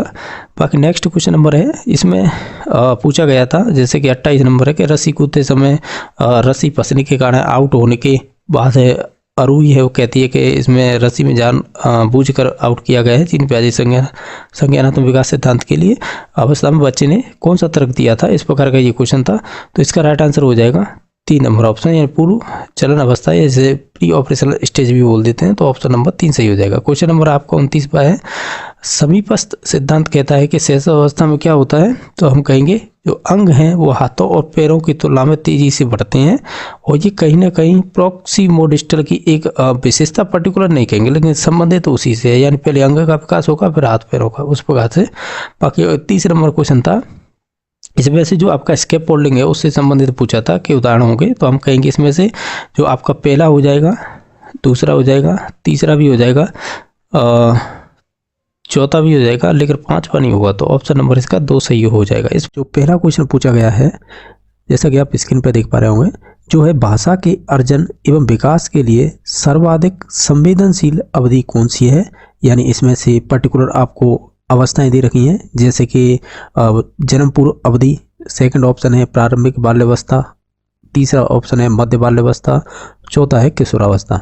हमें केवल इस क्वेश्चन के आधार पर बताना है कि जो भाषा अर्जन और विकास के लिए सर्वाधिक संवेदनशील इसमें से अवधि बतानी है कौन सी है, ये उम्र बतानी है, एक तरह से ये कह सकते हैं। तो हम इसमें से जो राइट आंसर लगाएंगे वो 2 नंबर ऑप्शन लगाएंगे, यानी इसका राइट आंसर 2 नंबर ऑप्शन हो जाएगा। यानी जो अर्ली चाइल्डहुड होता है वो भाषा अर्जन और विकास के लिए सर्वाधिक संवेदनशील अवधि होती है, यानी क्रिटिकल पीरियड माना जाता है। जो एक्विजिशन है ना, इसे है आपके चोमस्की ने, आपने अगर चोमस्की संबंधित अगर सिद्धांत पढ़ा है तो चोमस्की ने एक एलईडी दिया था जिसे भाषा अर्जन तंत्र कहते हैं, लैंग्वेज एक्विजिशन डिवाइस बोलते हैं। तो वो ये कहते हैं भाषा होती है हम स्वाभाविक रूप से सीख जाते हैं, यानी आप ऐसे कह सकते हैं जो हमारी मातृभाषा होती है हम उसे अपने आप ही सीख जाते हैं, तो उसकी ग्रामर भी हम अपने आप सीख जाते हैं। तो इस प्रकार का ये स्टेटमेंट है, चोमस्की से संबंधित है, इसे याद रख सकते हैं। और इससे ही हम स्वाभाविक को ही हम प्राकृतिक भाषा भी बोल सकते हैं, क्योंकि जो भी स्वाभाविक होता है वो प्राकृतिक होगी, और वो प्राकृतिक होगी तो निश्चित तौर से अपनी मातृभाषा होगी। तो यानी इस उम्र में हम ज़्यादा से ज़्यादा भाषाओं का विकास हो जाता है, मोस्टली ये है, यानी ये प्रारंभिक बाल्यावस्था। तो इस प्रकार इसका 2 नंबर ऑप्शन हो जाएगा। नेक्स्ट क्वेश्चन नंबर देख लेते हैं, जो है 2 नंबर। इसमें पूछा है कि निम्नलिखित में से जो कौन सी लॉरेंस कोहलबर्ग के द्वारा है प्रस्तावित नैतिक विकास की एक अवस्था है।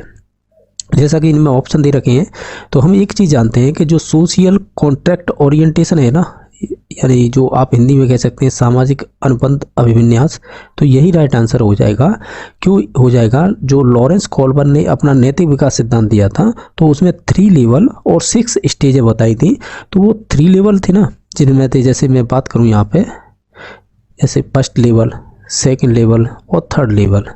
इन लेवलों की कुछ कह सकते हैं उम्र भी दे रखी थी, कि जैसे कि फर्स्ट की 4 से 10, फिर ये 10 से 13 और ये 13 के बाद, ठीक है, इस प्रकार। तो इनको फिर 2-2 अवस्थाओं में बांट रखा था, जैसे कि पहली अवस्था, दूसरी अवस्था, इसी प्रकार दूसरे की तीसरी अवस्था और ये चौथी अवस्था, इसी प्रकार तीसरे की 5वीं अवस्था और 6वीं अवस्था, यानी प्रत्येक लेवल को 2-2 भागों में बांट रखा था। और यही काउंट होके जब एक लेवल में 2 अवस्थाएं हो जाती है तो टोटल 6 अवस्थाएं हो जाती हैं। हम ये कहते हैं कि 3 तो लेवल थे और 6 अवस्था थी। लेकिन ये वाली जो पूछी है अवस्था, ये किससे संबंधित है? अगर ये क्वेश्चन होता है इस प्रकार का, तो हम कहते हैं ये 5वें नंबर की जो अवस्था है, जो लेवल 3 में आएगी 5वीं अवस्था, इसे ही बोलते हैं हम सोशल कॉन्ट्रैक्ट ओरिएंटेशन, ठीक है। तो इस प्रकार इसका राइट आंसर हो जाएगा 2 नंबर ऑप्शन।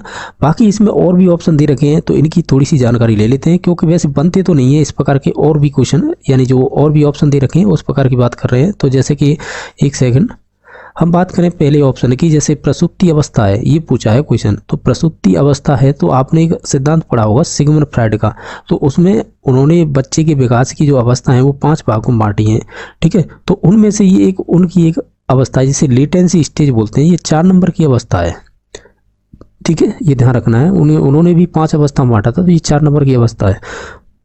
बाकी ये तो आप भी जानते होंगे, जो मूल सक्रियात्मक अवस्था है ये जीन पे आ जाएगी, तीसरी अवस्था है। उद्योग बनाव अधीनता अवस्था, यानी इंडस्ट्री वर्सेस इन्फेरिटी स्टेज होती है, ये भी आपकी कह सकते हैं 6 से 12 वर्ष उम्र होती है, इसकी 7 से 12 वर्ष उम्र होती है। सामाजिक अनुबंध अभिविन्यास, इसकी भी उम्र मान के चलते हैं हम, ये आती है 13 के बाद में, ठीक है, 13 के बाद में। और बाकी प्रसूति अवस्था है, ये भी 7 से 12 वर्ष है। यानी हम ये कह रहे हैं कि जो उद्यम बनाव अधीनता है, ये एरिक्सन एक मनोवैज्ञानिक हुए हैं जिन्होंने कह सकते हैं सामाजिक संज्ञानात्मक सिद्धांत दिया था समाज से संबंधित। तो ये उनकी अवस्था से संबंधित थी, ये जीनी पाजे से थी, ये सिगमंड फ्राइड। लेकिन हमें पूछा था लॉरेंस कोहलबर्ग से संबंधित, तो 2 नंबर की अवस्था हो जाएगी। बाकी नेक्स्ट क्वेश्चन नंबर देख लेते हैं। क्वेश्चन नंबर 3 है, इस प्रकार पूछा है, जैसा आप देख पा रहे होंगे, ये कह रहा है कि कक्षा में परिचर्चा के दौरान एक शिक्षक प्रायः लड़कियों की तुलना में लड़कों पर अधिक ध्यान देता है। तो इसका एक कह सकते हैं ये किसका उदाहरण है? तो हम ये कहेंगे वो बायस है, यानी जेंडर के प्रति बायस है, यानी मेल के प्रति, यानी वो खुद मेल है, वो लड़कों से ही ज़्यादा अधिक ध्यान दे रहा है। तो निश्चित तौर से वो एक तरह से ये कह सकते हैं वो लिंग के प्रति उसका पक्षपात है, यानी मेल की तरह। तो हम ये कहेंगे वो क्या है, बाइस है। बाइस मीन्स ये होता है कि किसी का एक का पक्ष लेना, तो जेंडर वाइस हो जाएगा ये। तो ऑप्शन नंबर 1 सही हो जाएगा, यानी जेंडर पक्षपात, ठीक है। तो ऑप्शन नंबर 1 सही हो जाएगा। नेक्स्ट क्वेश्चन नंबर देख लेते हैं। 4 नंबर ये पूछ रहा है कि बच्चों में जो समाजीकरण के संदर्भ में निम्न में से कौन सा कथन सही है। जो भी सोशलाइजेशन से पूछा जाता है, हर बार पूछा जाता है, चाहे प्राइमरी हो या पेपर 2 की बात करें या पेपर फर्स्ट के, दोनों में ही पूछा जाता है। तो इसमें एक ही लॉजिक होता है कि प्राइमरी एजेंसी होती हैं। प्राइमरी एजेंसी का मतलब यहाँ पे देखो कोई भी शब्द यूज कर सकता है, वो एजेंट कर सकता है, एजेंसी, तो वो बात एक ही होती है, ठीक है। तो मैं बोल रहा हूँ एजेंसी, क्योंकि ये क्वेश्चन एजेंसी के नाम से भी पूछा है, तब प्राइमरी एजेंसी होती है वो फैमिली होगी, ये फिक्स है, ठीक है।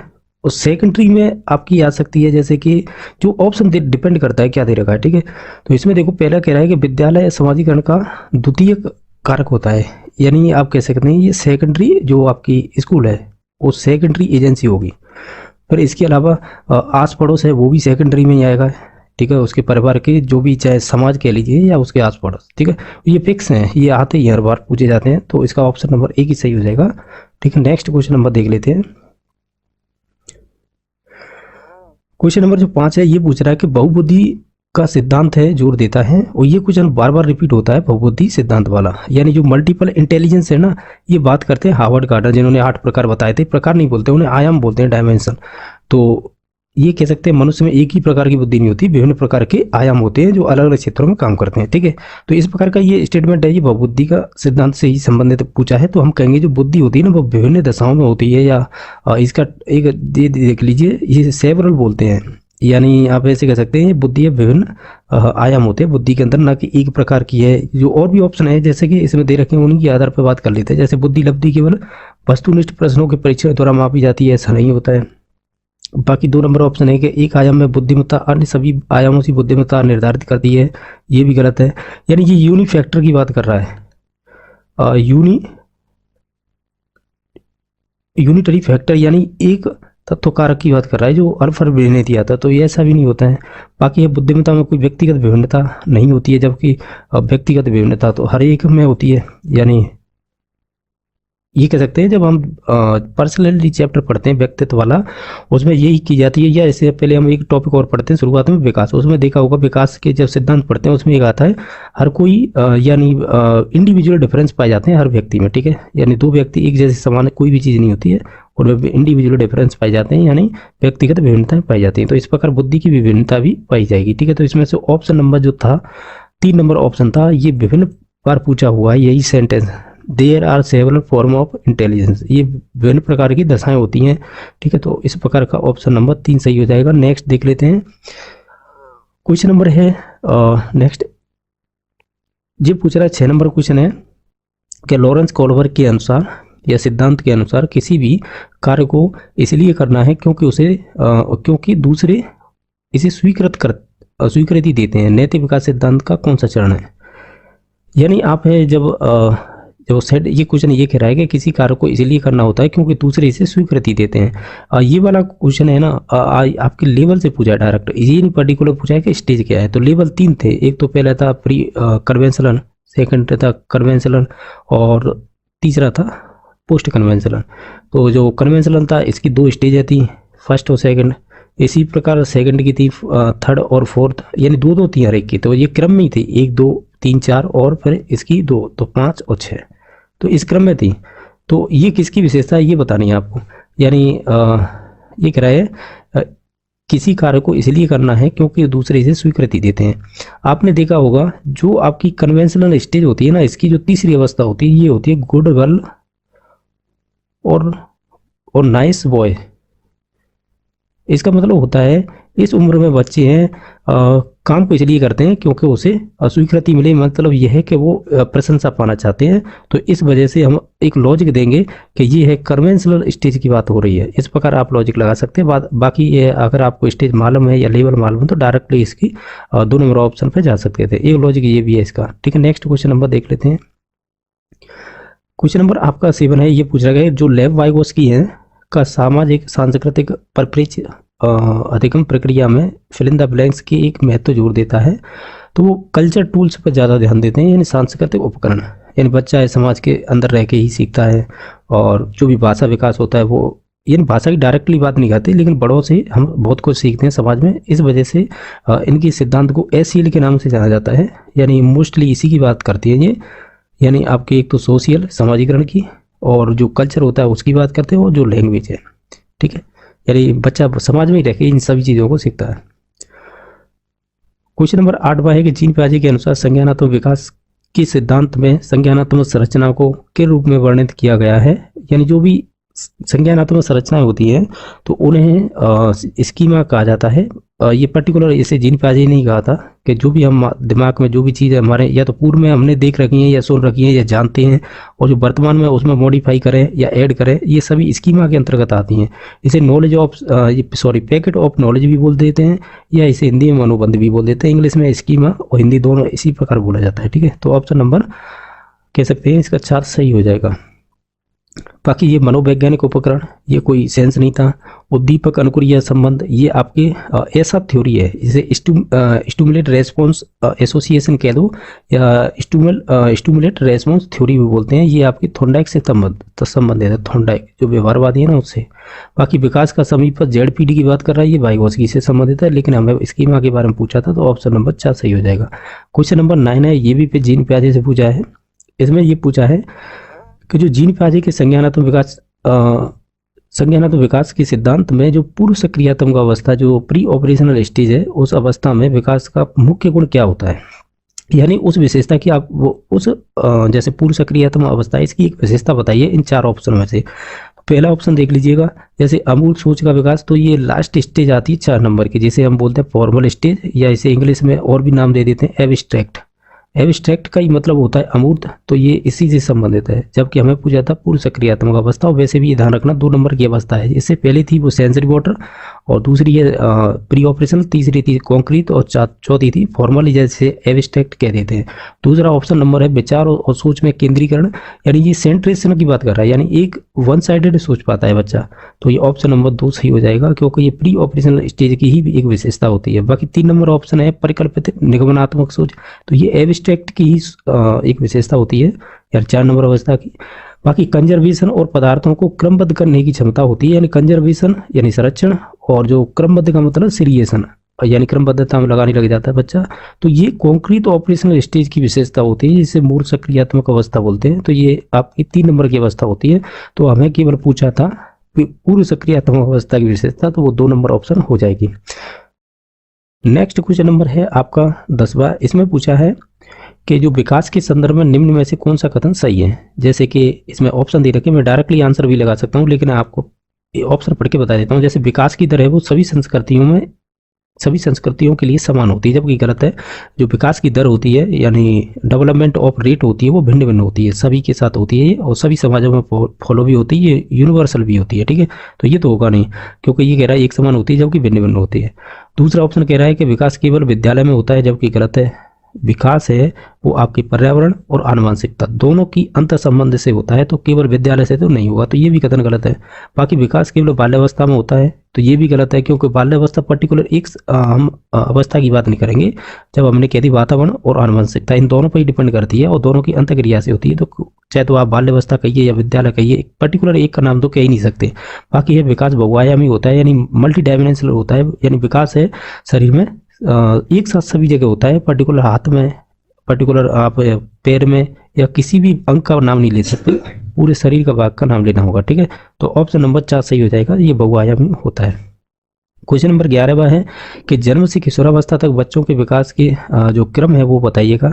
यानी जो भी आपने विकास की जो अवस्थाएं पढ़ते हैं तो उसमें देखा होगा आपने, ये जैसे कि शुरुआत में होती है सेंसरी मोटर स्टेज होती है। जो अब देखो ये क्वेश्चन पर्टिकुलर आपसे ये नहीं कहा है कि आप जीन पियाजे के अनुसार बताइएगा इसका आंसर, या आपने सामान्य तौर पर किसी की अवस्था पढ़ी हो उस आधार पर, लेकिन जो ऑप्शन दे रखे हैं उस आधार पर जाएंगे ना। तो हमने ये पढ़ा है कि जो जीन पियाजे की 4 अवस्थाएं होती हैं, पहली होती है सेंसरी मोटर स्टेज, दूसरी होती है प्री ऑपरेशनल स्टेज, तो वो इसका नाम यहाँ पे है नहीं। ठीक है, तीसरी होती है मूर्त, जिसे कॉन्क्रीट इंग्लिश में बोलते हैं। चौथी होती है अमूर्त, जिसे हम बोलते हैं एब्स्ट्रैक्ट। तो इस प्रकार ये हम ऑप्शन नंबर 1 पे ही जाएंगे, क्योंकि यही है जो क्रम दिखाई दे रहा है। बाकी और भी ऑप्शन है वो कोई भी क्रम नहीं दिखा रहे हैं। जैसे कि हम 2 नंबर ऑप्शन की बात करें तो इसमें देखो ये अमूर्त है ना, ये चौथी अवस्था होती है, और जबकि हम शुरुआत करते हैं संवेदिकात्मक अवस्था से, तो इस वजह से क्रम खराब हो रहा है। बाकी है दूसरा है मूर्त, तो ये तीसरे नंबर की अवस्था से स्टार्ट कर रहा है, तो ये गलत हो गया। ये आपकी चौथी अवस्था से स्टार्ट कर रहा है, तो इस वजह से ये तीनों गलत हैं। बाकी 1 नंबर ऑप्शन सही हो जाएगा। और इसका आंसर देने का कई भी तरीका थे, चाहे तो नॉर्मली आपने पढ़ रखी अवस्था उस आधार पर दे सकते हैं, या फिर आपने जीन पे आ जाएगी जो भी अवस्था है उस आधार पर भी आंसर दे सकते हैं। क्वेश्चन नंबर आपका 12वां है, इसमें पूछ रहा है एक प्रगतिशील कक्षा में व्यक्तिगत विभिन्नताओं को आप किस प्रकार देखा जाना चाहिए। तो जैसे कि इसमें ऑप्शन दे रखे हैं, हम उसी आधार पर करेंगे, क्योंकि हमने प्रगतिशील शिक्षा से संबंधित और या प्रगतिशील कक्षा में संबंधित हमने क्वेश्चन किया था पीछे। अब मैं अभी बता भी देता हूँ आपको किस नंबर पर किया था, शायद वो दूसरा या तीसरा क्वेश्चन था, ये रहा 2 नंबर क्वेश्चन हमने किया था। वही क्वेश्चन फिर से पूछा है, लेकिन अब की बार उसे अलग तरीके से पूछा है, वही देख रहे हैं हम, ठीक है।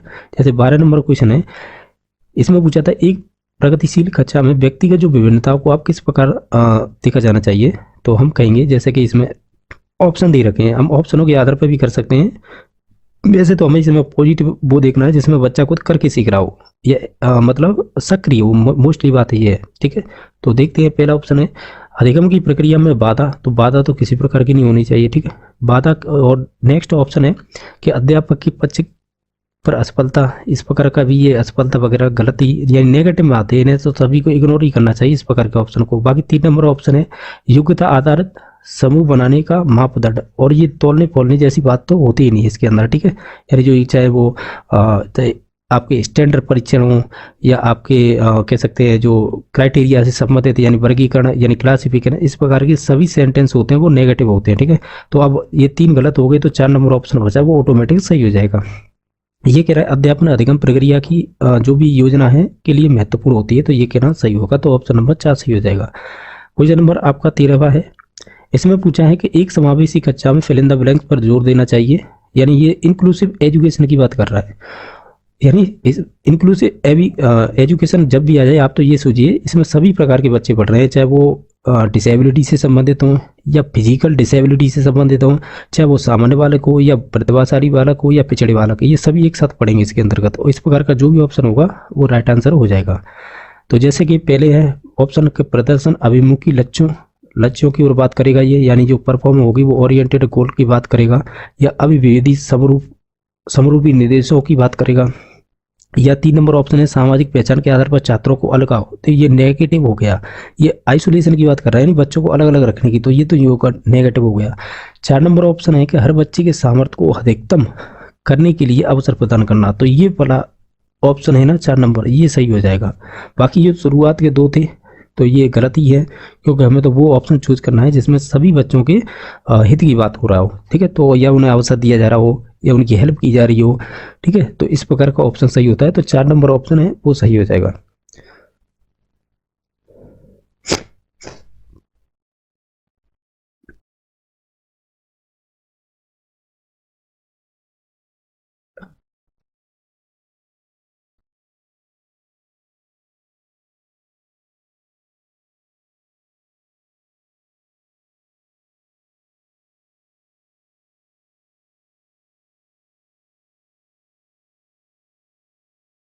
क्वेश्चन नंबर आपका नेक्स्ट है, जैसा देख पा रहे होंगे ये क्वेश्चन नंबर है आपका,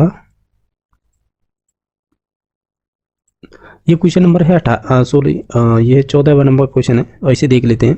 ये क्या पूछा गया है, ये कह रहा है कि जो दिव्यांगजन अधिकार अधिनियम 2016 के अनुसार है निम्न में से किस शब्दावली का प्रयोग उपयुक्त रहेगा, यानी जो आपका आप ऐसे कह सकते हैं ये RPWD इसे बोलते हैं हम, right of person with the disability act, ये 1995 में आया था, यानी 1995 में इस पर इसे संशोधित करके 2016 में फिर आया था। तो इसमें अन्य 20 प्रकार की डिसेबिलिटी इंक्लूड की गई हैं। तो हमें तो केवल ये बताना है कि इसके लिए हम कौन सा शब्द यूज कर सकते हैं, यानी शब्दावली का मतलब यहाँ पे है कि इनको हम किन नामों से जान सकते हैं, जैसे कि मंदित छात्र कहेंगे इन्हें, या विकलांग छात्र कहेंगे, या इन्हें छात्र जिसे शारीरिक दिव्यांगता है, या छात्र जिसका अशक्त शरीर होता है। हम कहेंगे इसे 3 number option student with the physical disability, तो इस नाम से जाना जाता है, तो ऑप्शन नंबर 3 सही हो जाएगा, ठीक है। नेक्स्ट क्वेश्चन नंबर है 15वां, ये कह रहा है कि अधिगम की जो भी कठिनाइयां होती हैं से जूझते छात्रों की जरूरतों को संबोधित करने के लिए एक अध्यापक को क्या नहीं करना चाहिए, यानी जो भी लर्निंग प्रोसेस में जो भी कठिनाई आ रही है उनसे जूझते हुए जो भी छात्र हैं उनकी ज़रूरतों को संशोधित करना है, तो अध्यापक को क्या नहीं करना चाहिए। जैसे कि पहला ऑप्शन है, ऑप्शनों के आधार पर ही देख लेते हैं। अब वैसे आंसर तो जो भी होगा वो मालूम हो ही आ गया। जैसे कि दृश्य श्रव्य सामग्री का इस्तेमाल करना, यानी जो भी आप ऑडियो विजुअल जो भी एड्स होती हैं, यानी जो सहायक सामग्री है उनका उपयोग करना चाहिए। बिल्कुल सही बात है, उपयोग करना चाहिए।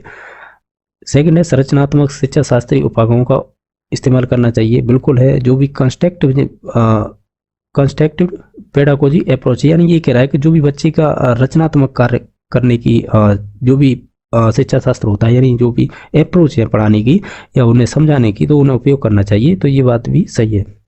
बाकी है व्यक्तिगत शैक्षिक योजना बनाना, यानी हो सकता है कोई ऐसा भी हो सकता है कि किसी स्टूडेंट को कोई व्यक्तिगत शैक्षिक योजना बनाने के लिए हम उन्हें प्रेरित कर सकते हैं या मोटिवेट कर सकते हैं। तो ये भी बात सही है। बाकी शिक्षा शास्त्र और आकलन की जटिल संरचनाओं का प्रयोग करना, तो जटिल चीज़ें नहीं कर सकते क्योंकि ऑलरेडी वो अधिगम की कठिनाई से जूझ रहे हैं। ठीक है, तो ऑप्शन नंबर 4 सही हो जाएगा, जो नेगेटिव है। ठीक है, ध्यान रखना है जो बाकी जो ऑप्शन थे ना 1 2 3 ये तो पॉजिटिव थे, जो नेगेटिव है वो हो जाएगा आपका 4 नंबर ऑप्शन। तो यही पूछा था, तो ऑप्शन नंबर 4 सही हो जाएगा। क्वेश्चन नंबर आपका 16वां है कि ये कह रहा है सृजनात्मकता की पहचान का प्रमुख लक्षण क्या होगा। तो हम कहेंगे जो भी डाइवर्जेंट थिंकिंग होगी वो आपकी संबंधित होती है सृजनात्मकता से। ठीक है, या इसे आउट ऑफ बॉक्स बोल सकते हैं। आउट ऑफ बॉक्स जो भी सोचते हैं तो उसके लिए यही यूज किया जाता है अपसारी चिंतन। ठीक है, नेक्स्ट क्वेश्चन नंबर देख लेते हैं। क्वेश्चन नंबर आपका जैसा है 17 नंबर, ये इस प्रकार पूछा है।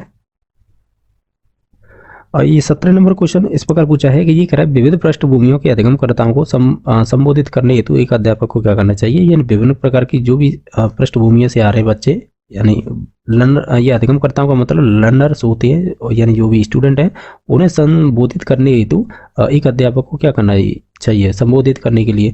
यानी विविध जो भी संबंधित मुद्दों पर बातचीत टालनी चाहिए, तो नेगेटिव टालनी नहीं चाहिए, उन्हें सपोर्ट करना चाहिए। ठीक है, तो इस प्रकार का ये सेंटेंस गलत हो जाएगा। बाकी विविध विन्यासों के उदाहरण लेनी चाहिए। ठीक है, ये ऑप्शन हो सकता है। बाकी और भी ऑप्शन देखते हैं। ऐसे मतलब सभी के लिए मानकीकृत आकलनों का इस्तेमाल करना। जो भी स्टैंडर्डाइज कोई भी परीक्षण आ जाए वो नेगेटिव ही होता है हमेशा। और 4 नंबर ऑप्शन है ऐसे कथनों का इस्तेमाल करना चाहिए जो नकारात्मक रूढ़िबद्ध धारणाओं को मजबूत करे। जबकि नकारात्मक रूढ़िबद्ध अवधारणा है, ये दोनों ही चीज़ें नेगेटिव होती है। तो हम फिर 2 नंबर पे ही जाएंगे, यानी जो विविध विन्यासों के उदाहरण देना चाहिए। तो ऑप्शन नंबर 2 सही हो जाएगा। बाकी ऑप्शन नंबर 1 तो यूं गलत हो गया था क्योंकि ये टालने की बात कर रहा था, तो इस वजह से इसका ऑप्शन नंबर 2 सही हो जाएगा। ठीक है, ये वाला है ना, ये 2 नंबर ऑप्शन सही हो जाएगा। नेक्स्ट क्वेश्चन नंबर आपका 18वां है कि ये कह रहा है कि जो भी आपकी समस्या समाधान है उन क्षमताओं को किस प्रकार से सुसाध्य किया जाना चाहिए, यानी फैसिलिटेट करना चाहिए। ठीक है, तो हम कहेंगे जैसे लगातार अभ्यास और कार्यान्वयन पर जोर देना, और लगातार अभ्यास और कार्यान्वयन पर जोर देना। और भी ऑप्शन देख लेते हैं। समस्याओं को हल हेतु अटल प्रक्रिया के इस्तेमाल को बढ़ाकर देना। अटल जो भी शब्द है ना, ये रिगिड के शब्द रिगिड होते हैं या फिक्स्ड होते हैं, तो इन चीज़ों का हम उपयोग नहीं कर सकते। ठीक है, नेक्स्ट है कि समरूप, यानी समरूपों के इस्तेमाल को बढ़ावा देंगे या बढ़ावा देकर, यानी जो भी आप एनकरेज कर रहे हैं ना वो करिए। एनालॉजी, एनालॉजी है कहीं ना कहीं ये आपकी क्रिएटिविटी को दिखाती है। ठीक है, तो ये आपने रीजनिंग में पढ़ी होगी एनालॉजी। एक जैसे ऐसे आता है ना ऑप्शन, ये इन 4 ऑप्शनों में से कौन सा एक भिन्न है, तो वो 3 होंगे जो एक संबंधित होंगे, चौथा होगा भिन्न होगा। इस प्रकार की जो एनालॉजी होती है वो आपकी क्रिएटिविटी के अंतर्गत ही आती है। तो विद्यार्थियों को डर की भावना पैदा करना, तो ये नेगेटिव हो जाएगा। तो ऑप्शन नंबर 3 सही दिखाई दे रहा है। बाकी दूसरा नंबर नेगेटिव हो गया था अटल की वजह से, और पहला ऑप्शन ये कह रहा था कि लगातार अभ्यास और कार्यान्वयन पर जोर देना, यानी आप इसे कहीं ना कहीं रटवा रहे हो चीज़ों को। ठीक है, तो रटवाने वाली चीज़ें हैं वो गलत ही होती हैं। तो ऑप्शन नंबर भी एक गलत हो जाएगा। तो इस वजह से हम 3 नंबर पे जाएंगे। ठीक है, क्वेश्चन नंबर आपका 19वां है। इस प्रकार पूछा है कि जो भी अधिगम की अभिप्रेरणा को किस प्रकार कायम रखा जा सकता है, यानी आप उसे सस्टेनेबल रख सकते हैं। सस्टेन रख सकते हैं, जैसे उसे दंड देकर बच्चों को, तो ये तो नेगेटिव हो गया। ये कह रहा है प्रवृत्ति अभिमुखी लक्ष्यों पर जोर देकर, इस ऑप्शन को छोड़ देते हैं और भी देख लेते हैं। बच्चों को बहुत आसान क्रियाकलाप देकर या यंत्रवत याद करने पर जोर देकर। यंत्रवत मतलब रटने की बात कर रहा है, तो ये 2 नेगेटिव हो गए, 1 नंबर और 4। बाकी 2 ऑप्शन बचे हैं। अब इनमें से होगा जो कह सकते हैं अभिप्रेरणा, जो भी हम अधिगम की अभिप्रेरणा की कायम रखने की, यानी उसे जारी रखने के लिए बात कर रहे हैं, तो हम कहेंगे जो प्रवीणता है ना अभिमुखी लक्ष्यों पर जोर देकर। ठीक है, तो ऑप्शन नंबर इसका 2 सही हो जाएगा। यानी आप फोकस करोगे जो भी मास्टरी ओरिएंटेड गोल्स होते हैं ना उस पर, तो ऑप्शन नंबर इसका 2 सही हो जाएगा। बाकी 3 नंबर भी नेगेटिव में ही चला जाएगा। क्वेश्चन नंबर है आपका 20वां। इसमें पूछा है कि शर्मिंदगी है यानी जो सेम होती है उससे संबंध पूछा है, यानी ये कह रहा है का संज्ञान से कोई संबंध नहीं होता है जबकि संज्ञान से संबंध होता है इसका, तो ये इस वजह से गलत हो गया। दूसरा ऑप्शन है का संज्ञान पर नकारात्मक प्रभाव पड़ सकता है, ऐसा हो सकता है लेकिन और भी ऑप्शन पढ़ के देख लेते हैं, जो अप्रोप्रिएट होगा हम उसे ही चूज करेंगे। ये कह रहा है बच्चों के अधिगम हेतु अभिप्रेरित करने के लिए बहुत प्रभावशाली होता है, बच्चों को अधिगम हेतु अभिप्रेरित करने के लिए बहुत प्रभावशाली होता है यह शर्मिंदगी। तो इस प्रकार का ऑप्शन है, और भी देख लेते हैं। एक रख के भाव को अध्यापन अधिगम प्रक्रिया में बारंबार पैदा करना चाहिए, तो ये तो ऐसा कोई लॉजिक नहीं है कि बारंबार पैदा करना चाहिए। और हम ये कह सकते हैं ऑप्शन नंबर हमारे पास बचा है, देखो एक नेगेटिव था यानी गलत था और एक आपका 4 नंबर गलत था। अब बचे ऑप्शन 2 और 3 वाले। अब इन दोनों को अगर ध्यान से देखेंगे ना तो हम ये कहेंगे कि जो बच्चों को अधिगम हेतु अभिप्रेरित करने के लिए हम बहुत प्रभावशाली, यानी आप कहीं ना कहीं बच्चे में जो भी शर्मिंदगी से संबंधित बात हो रही है उन्हें आप मोटिवेट कर रहे हैं, तो ये भी गलत हो जाएगा। तो फिर बचा ऑप्शन नंबर 2, यानी हम कहेंगे कि जो शर्मिंदगी का संज्ञान पर नकारात्मक प्रभाव पड़ता है, तो ऑप्शन नंबर 2 सही हो जाएगा। ठीक है, आपने इस प्रकार का एक क्वेश्चन और भी देखा होगा, जो भी हमारा ज्ञान यानी संज्ञान बोल सकते हैं, संज्ञान यानी कॉग्निटिव और संवेग, आपने इस प्रकार के 2 क्वेश्चन पढ़े होंगे। एक तो ये कहता है कि ये दोनों अंतर संबंधित होते हैं, ठीक है, यानी एक दूसरे पे प्रभाव डालते हैं, तो ये बात तो सही भी है। लेकिन एक स्टेटमेंट पूछा था आपके सीटेट ने, एक जजों के नाम से एक मनोवैज्ञानिक हुई हैं, यानी कोई लेडीज थी, उन्होंने कहा था ये स्वतंत्र होते हैं। तो ये 2 क्वेश्चन ये भी ध्यान रखेंगे। और ये यहाँ पे शर्मिंदगी है ना कहीं ये 2 नंबर ऑप्शन इसका राइट आंसर हो जाएगा, यानी ये संज्ञानात्मक प्रभाव पर नकारात्मक प्रभाव डालती है, या आप ऐसे कह सकते हैं शर्मिंदगी है वो कहीं ना कहीं संज्ञान पर या हमारी जो कॉग्निटिव थिंकिंग होती है उस पर प्रभाव डालती है, आप ऐसे कह सकते हैं। बाकी ऑप्शन गलत हो जाएंगे। क्वेश्चन नंबर 21 है कि निम्न में से कौन सा अध्यापन अधिगम का सबसे प्रभावशाली माध्यम कौन सा होगा इसमें से? जैसे कि विषय वस्तु को यंत्रवत याद करना, तो रटने की बात नहीं की जाती है।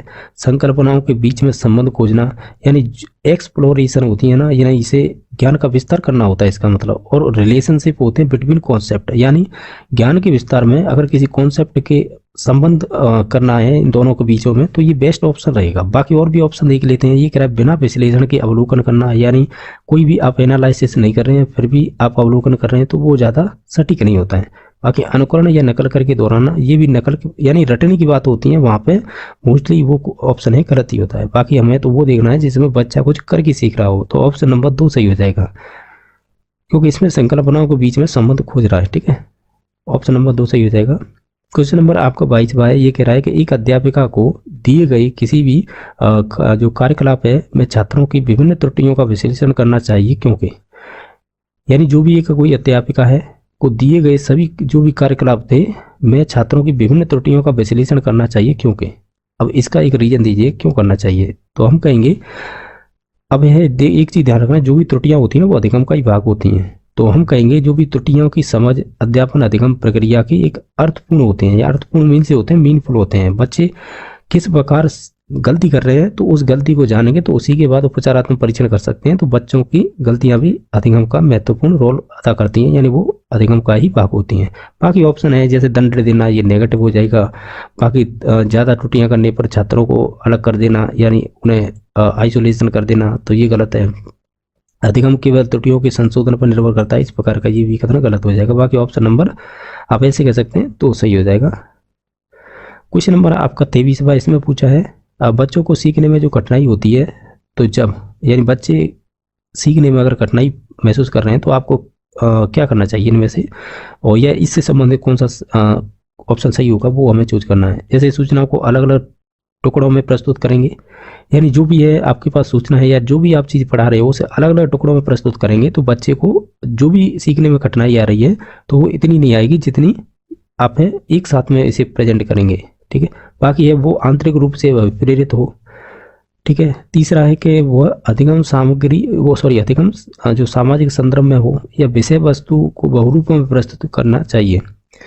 अगर ये क्वेश्चन थोड़ा लॉजिक है, अब ये लगाना ही पड़ेगा। जो भी आप पेडागोजी पढ़ते हो उसमें शिक्षण विधियां पढ़ते होंगे, ठीक है, तो हम ये कहेंगे कि बच्चों को अगर सीखने में कठिनाई हो रही है तो हम जो भी हमारी इन्फॉर्मेशन या जो पढ़ाने का तरीका है हम उसे अलग अलग टुकड़ों में प्रस्तुत करेंगे, जिससे कि बच्चा है ज़्यादा उसे लोड ना हो, पढ़ने से संबंधित या अधिगम में कोई कठिनाई ना हो। तो ऑप्शन नंबर 1 सही हो जाएगा इसका। बाकी ऑप्शन नंबर 1 ही सही हो जाएगा। नेक्स्ट क्वेश्चन नंबर है 24वां। ये कह रहा है कि अधिगम की सर्वोत्तम अवस्था कौन सी होती है। ठीक है, तो बेस्ट स्टेट ऑफ लर्निंग यानी जो सर्वोत्तम अवस्था कौन सी है, जैसे उच्च उत्तेजना हो, उच्च भय हो, तो उच्च भय हो ये गलत, नेगेटिव हो जाएगा।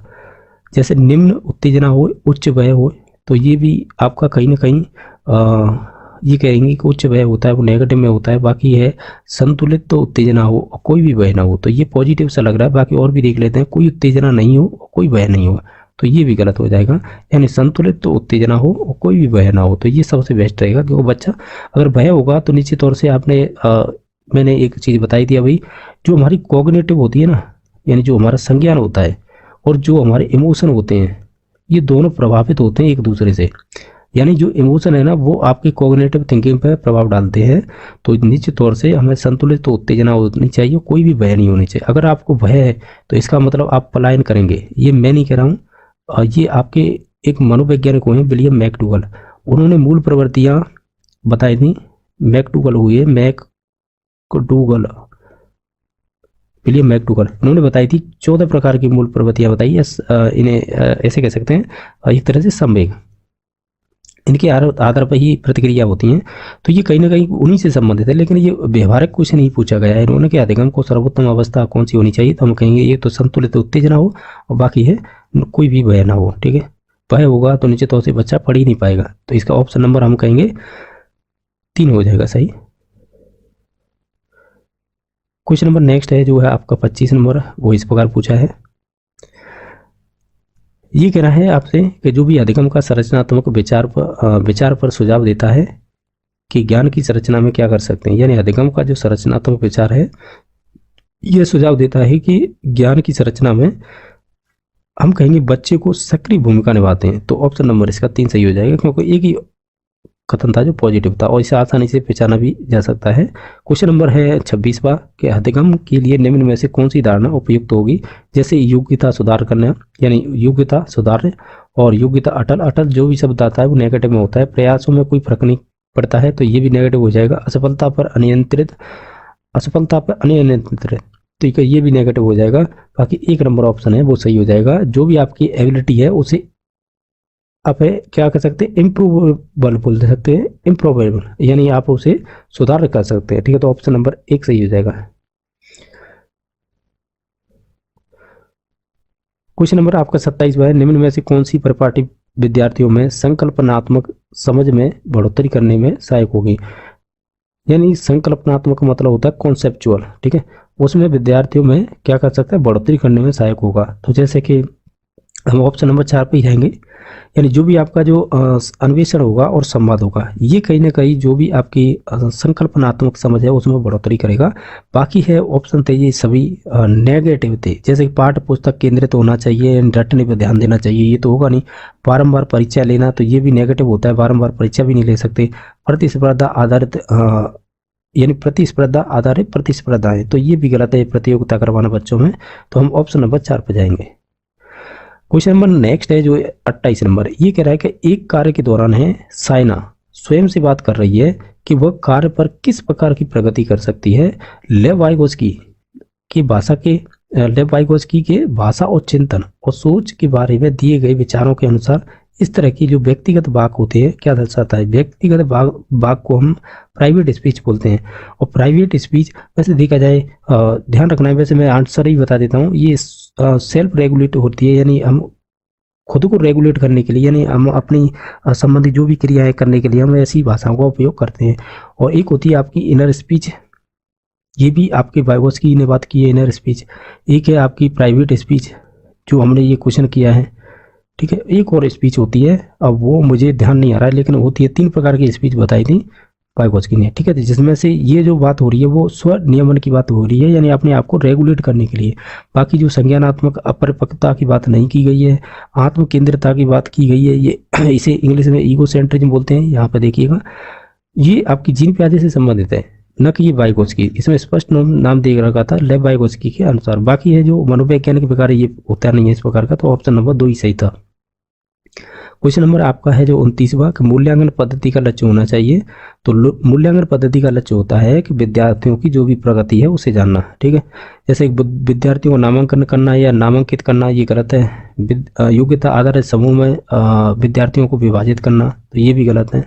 विद्यार्थियों की जरूरतों एवं आवश्यकता की पहचान करना, ये पॉजिटिव पॉइंट है। बाकी और देख लेते हैं। पुरस्कार वितरण हेतु उच्च अंक प्राप्त करने वाले विद्यार्थी की पहचान करना, ये भी नेगेटिव है, तो ऑप्शन नंबर 3 सही हो जाएगा। क्वेश्चन नंबर नेक्स्ट है, बच्चों के विकास की व्यक्तिगत विभिन्नताओं को किस प्रकार है प्रतिरूपित किया जा सकता है। जैसे कि ये कह रहा है बच्चों की जो व्यक्तिगत विभिन्नता होती है ना, उन्हें आप किस प्रकार प्रतिरूपित कर सकते हैं। तो हम कहेंगे चाहे तो वो आनुवंशिकता एवं वातावरण दोनों की पारस्परिकता से कर सकते हैं, तो ऑप्शन नंबर जीडीपी उससे संबंधित हम 30 क्वेश्चन करेंगे और देखेंगे इसमें किस प्रकार के क्वेश्चन पूछे गए हैं और आपके 30 में से कितने सही हो रहे हैं वो बता देना कमेंट्स में, क्योंकि ये बहुत ही सिंपल क्वेश्चन है। और मैं थोड़ा सा इसमें ये बताना चाह रहा हूँ, इसमें थोड़ा क्वेश्चन फ्रेम है ना ये अलग दिखाई देगा आपको, तो इसमें थोड़ा कन्फ्यूज नहीं होना है। जैसे कि पहले इंग्लिश दे रखी है फिर उस क्वेश्चन को हिंदी में दे रखा है, इसी प्रकार पर ऑप्शन मिलेंगे आपको देखने को, थोड़ा कन्फ्यूज नहीं होना है। जैसे मान लीजिए आपने ए ऑप्शन लगाया तो आप देख के लगाएं, क्योंकि ये ऐसे लगेगा जैसे बी ऑप्शन पे जा रहा है, ठीक है। तो इंग्लिश हिंदी थोड़ा देख के ऐसे मतलब है ऑप्शन डी, जैसे मान लीजिए बी है, बी में रिलेटिव्स आ रहे हैं तो ये रिश्तेदार, तो ये थोड़ा ऊपर नीचे कर दिया है इन्होंने ऑप्शन बनाने में, ठीक है। तो आप एडजस्ट करना इसे, इसी प्रकार के जो 30 क्वेश्चन रहेंगे इसी प्रकार के, ठीक है। तो हम देख लेते हैं। जैसे कि पहला ही क्वेश्चन है ये वाला 121 नंबर, इसमें पूछा गया था कि बाल विकास की या बाल विकास में कौन महत्वपूर्ण भूमिका का निर्वाह करते हैं। आपको ये ऑप्शन दे रखे थे, तो हम ये कहेंगे सभी निर्वाह करेंगे यानी जो विकास में, लेकिन आपको महत्वपूर्ण बताना था, यानी महत्वपूर्ण निर्वाह या भूमिका निर्वाह कौन करता है या जिनका रोल ज़्यादा रहता है, तो वो पेरेंट्स रहेंगे यानी माता पिता। यानी बालक के विकास में हमेशा ही माता पिता का ही रोल रहता है ज़्यादा, और यही पूछा था किसकी महत्वपूर्ण भूमिका रहेगी या निर्वाह करेंगे, तो वो आपके पेरेंट्स करेंगे, तो ऑप्शन नंबर सी सही हो जाएगा। तो थोड़ा कन्फ्यूजन नहीं होना है इन चीज़ों में, ठीक है जी, ऑप्शनों को लेकर।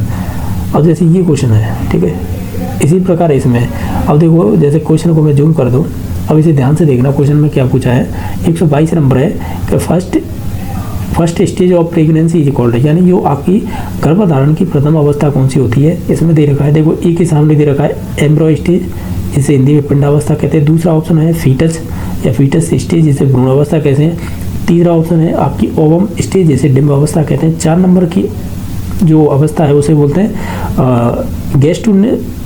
गेस्टानेशनल स्टेज या गेस्टोनेशनल स्टेज बोल देंगे, जिसकी बीजावस्था कहेंगे इसे। थोड़ा इसे रफ करते हैं, थोड़ा कन्फ्यूजन सा हो जाएगा, ठीक है। यानी 4 नंबर ऑप्शन की ये है, 3 नंबर ऑप्शन ये है, 2 नंबर ऑप्शन ये है और फर्स्ट ऑप्शन ये है। तो इसका राइट आंसर हो जाएगा ना, वो हो जाएगा आपका डिम्ब अवस्था, ठीक है। यानी जो आपकी गर्भधारण की प्रथम अवस्था होती है वो डिम्ब अवस्था होती है, ठीक है। अभी क्या है कि अब इसे एक बार समझ लीजिए सभी चीज़ों को, जहाँ पे मैंने लिखी है वो इस वजह से लिखी है कि इस प्रकार के क्वेश्चन आपको देखने को मिलेंगे, मैं बताऊंगा कहाँ से मिलेंगे, ठीक है। इसे थोड़ा रफ सा करते हैं,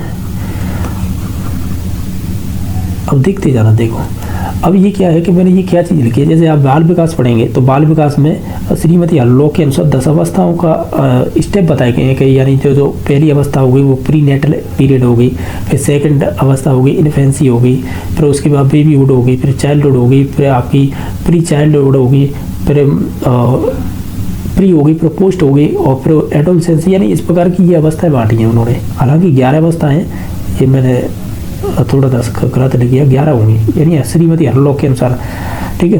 तो अब क्या है कि मैं ओवरऑल ये समझाना चाह रहा हूँ कि जो गर्भाधारण होता है उस दौरान कौन कौन सी चीज़ें परिवर्तित होती हैं जिनसे कि क्वेश्चन बन जाते हैं हमारे। जैसे कि आप ध्यान रखना, जो बाल विकास होता है हालांकि उसमें 10 अवस्थाएं थी, श्रीमती हरलॉक के अनुसार 11 हो जाती हैं, बस ये ध्यान रखना। संपूर्ण जीवन जो होता है बच्चे का यानी जन्म लेने तक, तो 270 से 280 डे होते हैं, ठीक है।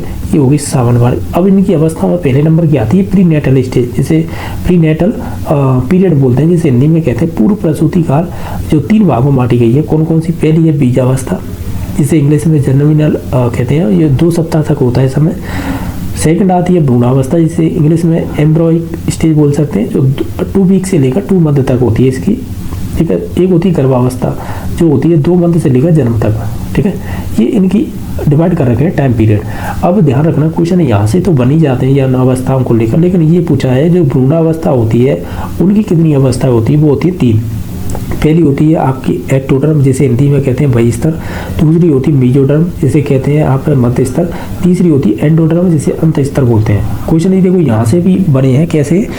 क्वेश्चन ये आता है कि आप ये बताइए कि हमारा जो नर्वस सिस्टम होता है, जो नाड़ी मंडल बोल लो या इसे नर्वस सिस्टम को हिंदी में क्या कहेंगे, तंत्र का तंत्र बोल लो, हाँ नर्वस सिस्टम यानी तंत्र का तंत्र। तो इनका विकास है या तो डायरेक्टली भ्रूणावस्था देगा, नहीं देगा तो फिर आपको एक्टोडर्म देगा।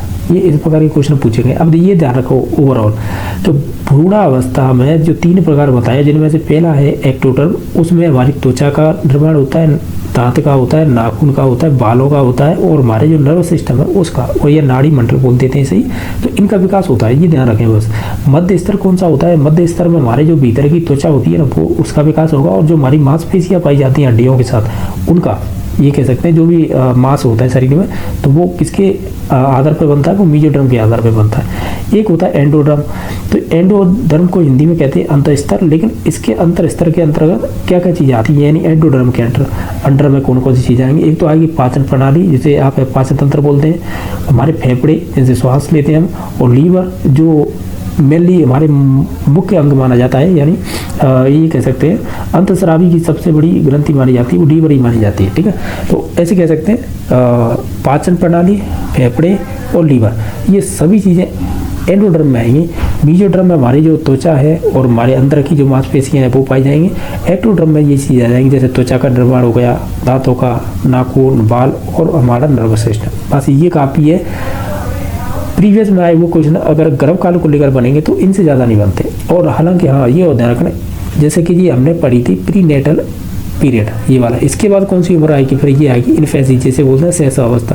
फिर उसके बाद आएगी जो आपकी जो बाल्यावस्था से संबंधित, ठीक है। फिर बाल्यावस्था, मध्य बाल्यावस्था, उत्तर बाल्यावस्था, फिर किशोरावस्था, या किशोरावस्था से पहले पूर्व किशोरावस्था, फिर मध्य, फिर उत्तर किशोरावस्था। तो ये चीज़ें चलती हैं, डिपेंड करता है आप किन के अनुसार पढ़ रहे हैं। ये मैंने बताया श्रीमती हल्लो के अनुसार, आप अन्य के अनुसार पढ़ेंगे तो उनमें अलग होगा, लेकिन मेनली तो यहाँ से क्वेश्चन बन जाते हैं बस।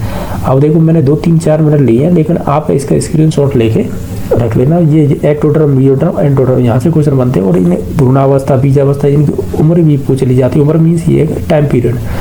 नेक्स्ट क्वेश्चन नंबर है, ये भी सिंपल ही क्वेश्चन है, 123 नंबर में पूछा है। ये कह रहा है, देखो क्वेश्चन इंग्लिश में देखना, लर्निंग टू वॉक, यानी जो चलना सीखना है वो इसमें बताइए किसका एक विशेषता होगी। जैसे कि ये एक लक्षण है, या ये शारीरिक विकास है, ये क्रियात्मक विकास है, ये व्यवहार है, तो हम कहेंगे ये आपका एक क्रियात्मक विकास हो जाएगा। तो इसका ऑप्शन नंबर कौन सा हो जाएगा, सी हो जाएगा। हालांकि इसमें शारीरिक भी दे रखा था, लेकिन ये क्रियात्मक सबसे बेस्ट रहेगा कहना, यानी चलना सीखना है वो क्रियात्मक विकास कहलाएगा, ठीक है। तो ऑप्शन नंबर सी सही हो जाएगा। क्वेश्चन नंबर नेक्स्ट है, इसमें पूछा है कि बालक के मानसिक स्वास्थ्य को कौन सा घटक प्रभावित नहीं करेगा। जैसे कि गरीबी कर सकती है निश्चित तौर से, कच्चा में नींद निकालना ये नहीं करेगी, स्नेह की कमी ये कर सकती है, और कलह यानी घरेलू कलह होती है उनसे भी होती है। यानी आपको ये पूछा गया था आप मेंटली जो मेंटली स्वस्थ रहेंगे वो कब रह सकते हैं। तो मेंटली स्वस्थ यानी ये तो नहीं पूछा है कि मेंटली स्वस्थ कब रहेंगे, ये पूछा उल्टा, यानी आपके ये बताइए मेंटली स्वस्थ को प्रभावित करने वाले कौन कौन से इसमें से घटक हैं, यानी आपके मानसिक रूप से। हम कहेंगे हमारी एक तो गरीबी, निश्चित तौर से जितने गरीबी होते हैं तो वो मेंटल तौर पर कह सकते हैं प्रेशर में ही रहते हैं। और बाकी है स्नेह की कमी, अगर पेरेंट्स में से कोई भी खत्म हो जाए तो आप भी जानते हैं उसे स्नेह नहीं मिल पाएगा। घरेलू कलह का मतलब पेरेंट्स में झगड़े होना, या पेरेंट्स में नहीं तो सदस्यों में किसी में भी हो सकते हैं। तो यानी ओवरऑल ये मेंटली एक तरह से कह सकते हैं, ये एक तरह से मेंटली आपके माने जाएंगे, मानसिक रूप से माने जाएंगे, ये प्रभावित करने वाले होंगे, ठीक है। चाहे वो आपकी गरीबी हो या स्नेह की कमी हो या घरेलू कलह, ये आपको मेंटली तौर पर प्रभावित करेंगे। लेकिन कच्चा में नींद निकालना ये कोई संबंध नहीं होगा आपके मानसिक स्वास्थ्य से। नींद अच्छी लेगा तो निश्चित तौर से मेंटली वो स्वस्थ रहेगा। तो यही है कि इसमें से हमें बताना था जो प्रभावित नहीं करेगा वो करेगा 2 number option. Question number next 125 बार कि विकास का अर्थ क्या होता है। तो विकास का अर्थ तो हम ये कहते हैं, जैसे कि इसमें से ऑप्शन देखें, जैसे कि पहला है व्यवहार में परिवर्तन हो सकता है, कल्पना में परिवर्तन नहीं होगा, आकार में परिवर्तन भी नहीं होगा, और आपकी भावना में परिवर्तन भी नहीं होगा। सिंपल ही क्वेश्चन था, सिंपल ही आंसर है, व्यवहार में परिवर्तन हो जाएगा। क्वेश्चन नंबर नेक्स्ट है जो है 126 नंबर, इसमें पूछा कौन सा मानसिक विकार नहीं है। देखो मानसिक से यानी अभी हमने जो किया था मानसिक स्वास्थ्य को लेकर क्वेश्चन, अब पूछा है मानसिक विकार का मतलब है डिसऑर्डर, कौन सा नहीं है। जैसे कि मिर्गी आना, तो निश्चित तौर से इसे एपिलेप्सी बोलते हैं। मिर्गी आना एक मानसिक विकार है, ये बात सही है। गठिया तो हमारे जो आप ऐसे बोल सकते हैं, गठिया या गांठ ऐसे बोल सकते हैं कि जो जोड़े होते हैं ना हमारे, जैसे कि जो जितने भी जोड़े हैं वो हाथ के पैर के इन्हीं से संबंधित होता है। इनमें चिकनाहट कम हो जाती तो हड्डी आवाज़ करने लग जाती है, उसे ही बोलते हैं आप गठिया। तो ये गठिया तो एक रोग है, डिसऑर्डर थोड़ी है ये, तो यही अलग हो जाएगा। बाकी तंत्र का रोग निश्चित तौर से जो आप साइकोसिस बोल सकते हैं, ये मेंटली विकार है। मनोवृत्ति जो मैंने बताया ना साइकोसिस ये मनोवृत्ति है, बाकी तंत्र का व्यक्ति थे वो तो न्यूरोसिस हो जाएंगे, ठीक है।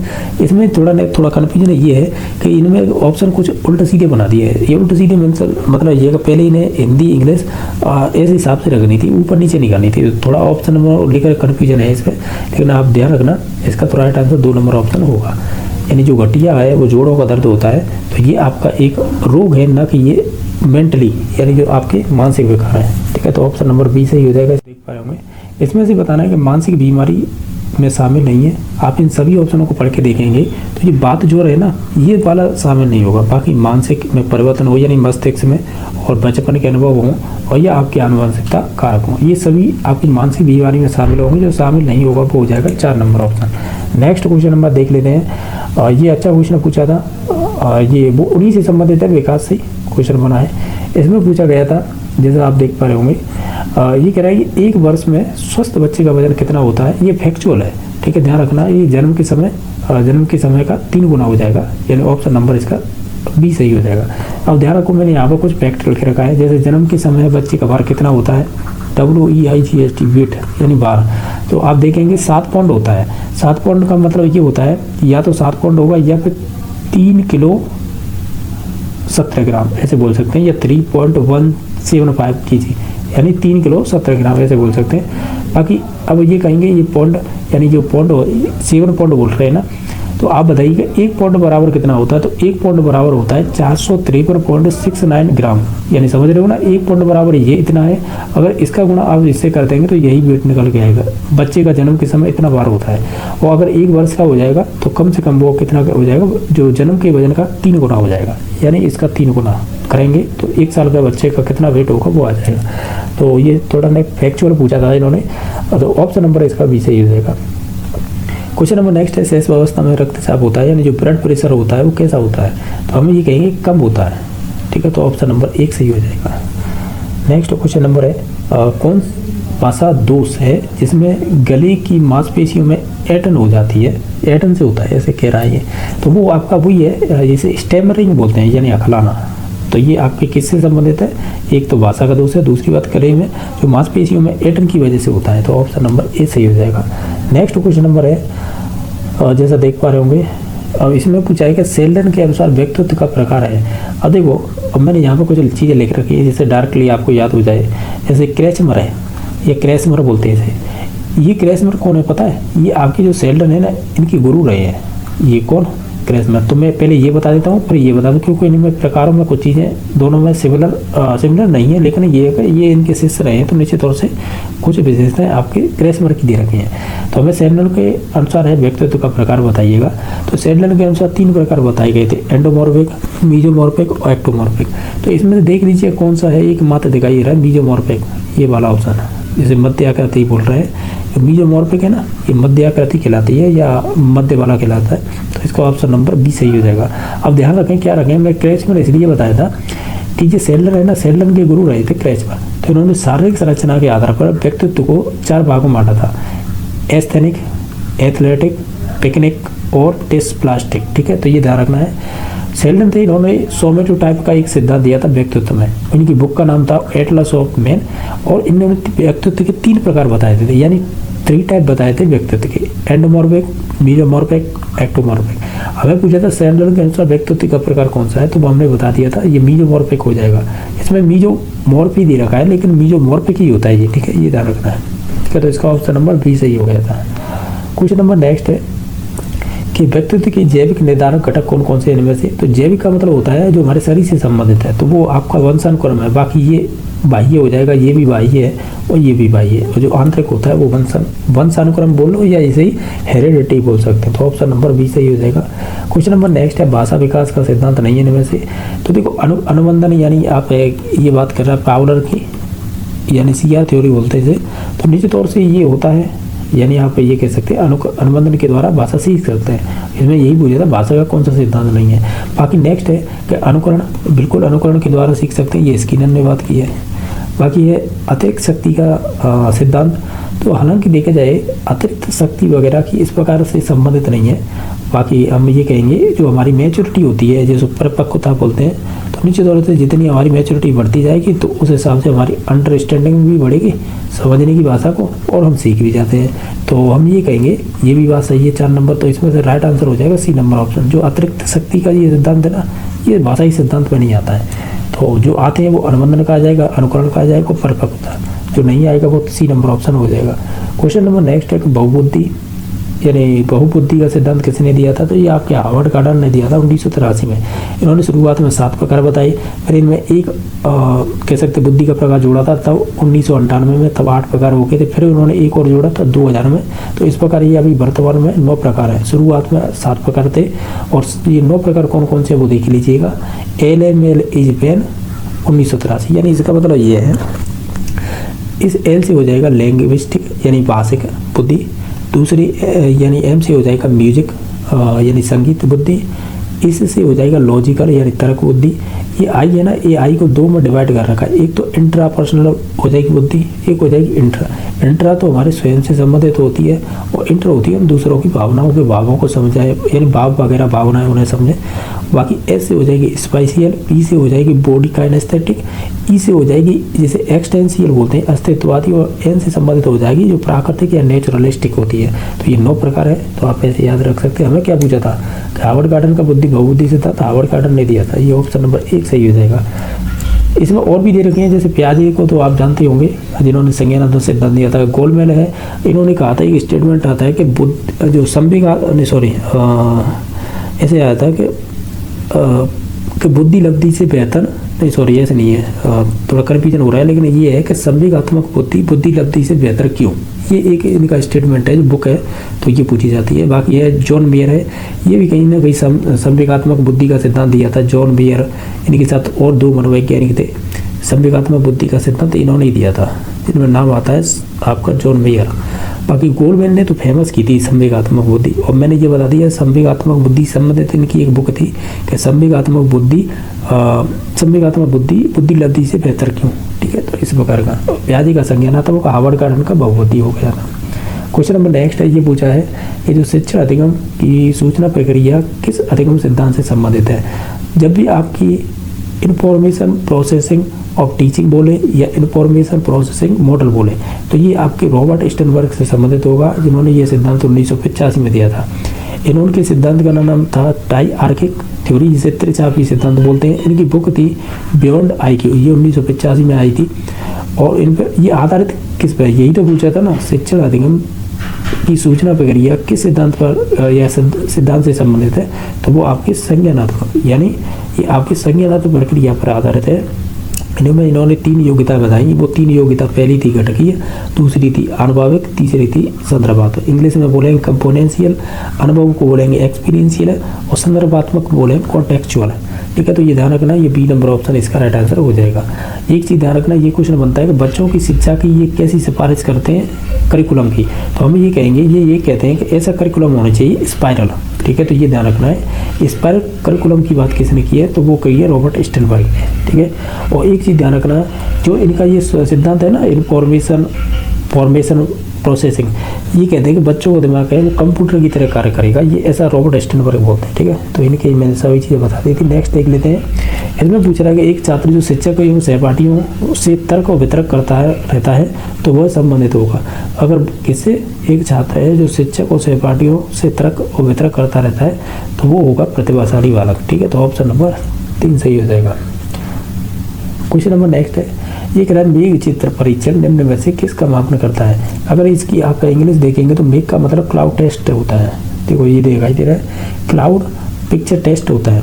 तो क्लाउड पिक्चर टेस्ट है वो किसका मापन करता है, वो आपको ये ऑप्शन दे रखे हैं। तो ये आपकी कह सकते हैं व्यक्तित्व का मापन करेगा ये, तो ऑप्शन नंबर इसका सी सही हो जाएगा। ठीक है, वो अभिरुचि का मापन करेगा कुटर परीक्षण, ये पूछा गया है। अभिरुचि बोलो या इंटरेस्ट बोलो। व्यक्तित्व का आपका TAT भी करता है। ठीक है, तो इस प्रकार आप याद रख सकते हैं। हमें पूछा था मेघ चित्र परीक्षण यानी क्लाउड पिक्चर टेस्ट। ठीक है, एक कुटर परीक्षण भी पूछा जाता है, एक PFT भी पूछा जाता है। ये आपके रोजनविंग का है। रोजनविंग ने दिया था, इसे बोलते हैं पिक्चर फ्रस्ट्रेशन टेस्ट। ठीक है, चित्र कुंठा परीक्षण इस प्रकार बोलते हैं। तो ये रोजनविंग से संबंधित हो जाएगा। तो अभी नेक्स्ट देख लेते हैं। क्वेश्चन नंबर 138 पूछा था प्रासंगिक अंतर्बोध परीक्षण व्यक्तित्व को मापने की विधि, ये किसको मापती है ये? तो देखो ये मॉर्गन एवं मुर्रे ने दी थी 1935 में। इसमें 30 कार्ड या 31 कार्ड हुआ करते थे।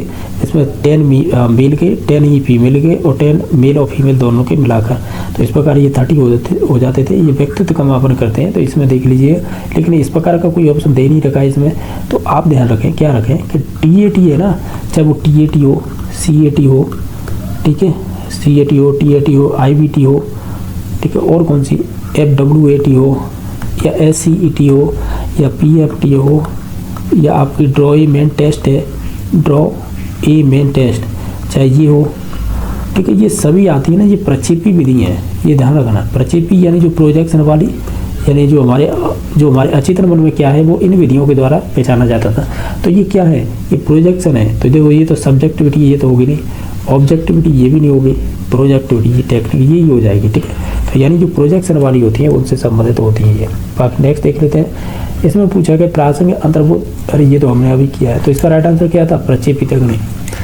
नेक्स्ट देख लेते हैं। इसमें बताइएगा अधिगम एक फिल इन द ब्लैंक्स क्रिया है, तो कैसी है, ये धार्मिक है, नहीं सामाजिक है, ये हो सकती है, बाकी शारीरिक हो ये तो होगी नहीं। तो फिर ये ऑप्शन नंबर इसका B सही हो जाएगा, ये सामाजिक प्रक्रिया है।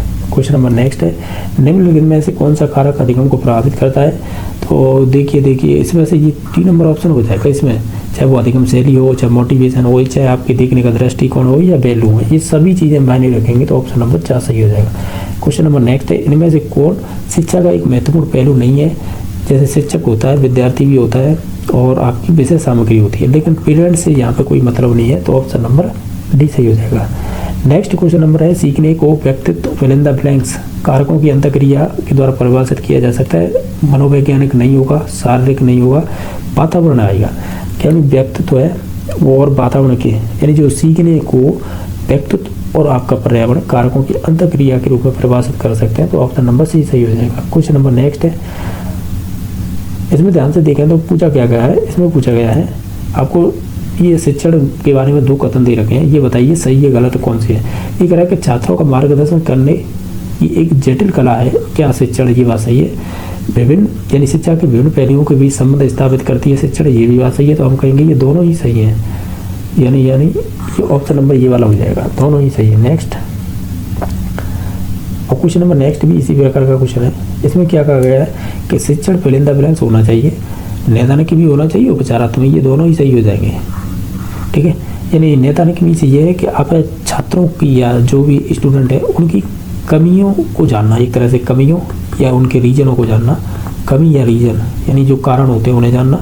अब ये जान लिए हैं आपने, अब इनका उपचार करेंगे इसके अंतर्गत उपचारात्मक परीक्षण के द्वारा, यानी इसे सुधारेंगे या सुसाध्य बोल सकते हैं या आप कह सकते हैं उपचार बोल सकते हैं या संशोधन बोल सकते हैं, कुछ भी कह लीजिएगा। ठीक है, तो हम ये कहेंगे इसका ऑप्शन नंबर C सही हो जाएगा। क्वेश्चन नंबर नेक्स्ट है, ये है आपकी इंग्लिश भी दे रखी है, ये भी देख ले। ये कह रहा है कि व्यक्तिगत अधिगम या इंडिविजुअल लाइड लर्निंग, यानी इंडिविजुअल अधिगम प्रत्येक व्यक्ति का अधिगम अपना तरीका होता है, ये बात सही है।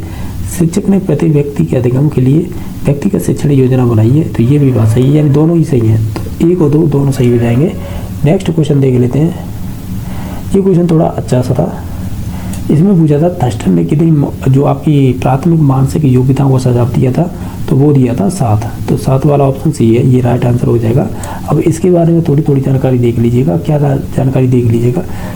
थर्स्टन ने दिया था समूह कारक सिद्धांत, समूह कारक, या इसे ग्रुप फैक्टर थ्योरी बोल देते हैं।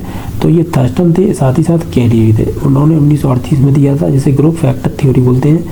इन्होंने बुद्धि अलग अलग समूहों और प्रकोष्ठों में होती है, ऐसा कहा था इसने। फिर लास्ट में इन्होंने ये कहा था कि एक समूह में जितनी भी शामिल सभी प्रकार की इकाइयाँ होंगी वो एक समान कार्य करेंगी, जैसे कि ये, यानी कि बहुत सारे खंड है ना, ये सभी मिलकर है एक तरह कार्य करेंगे, ऐसे है, यानी विभिन्न प्रकार के जो खंड है वो एक तरह से कार्य करेंगे। अब ध्यान रखें, इन्हें क्वेश्चन कहाँ से पूछा था, उसने यहाँ से पूछा था जो प्राथमिक मानसिक योग्यता है वो 7 प्रधान क्षमताएं होती हैं, लेकिन दी तो इन्होंने 13 थी, लेकिन उनमें से मुख्य कितनी थी, 7। और वो 7 कौन कौन सी थी, वो ये थी MNPRSVW।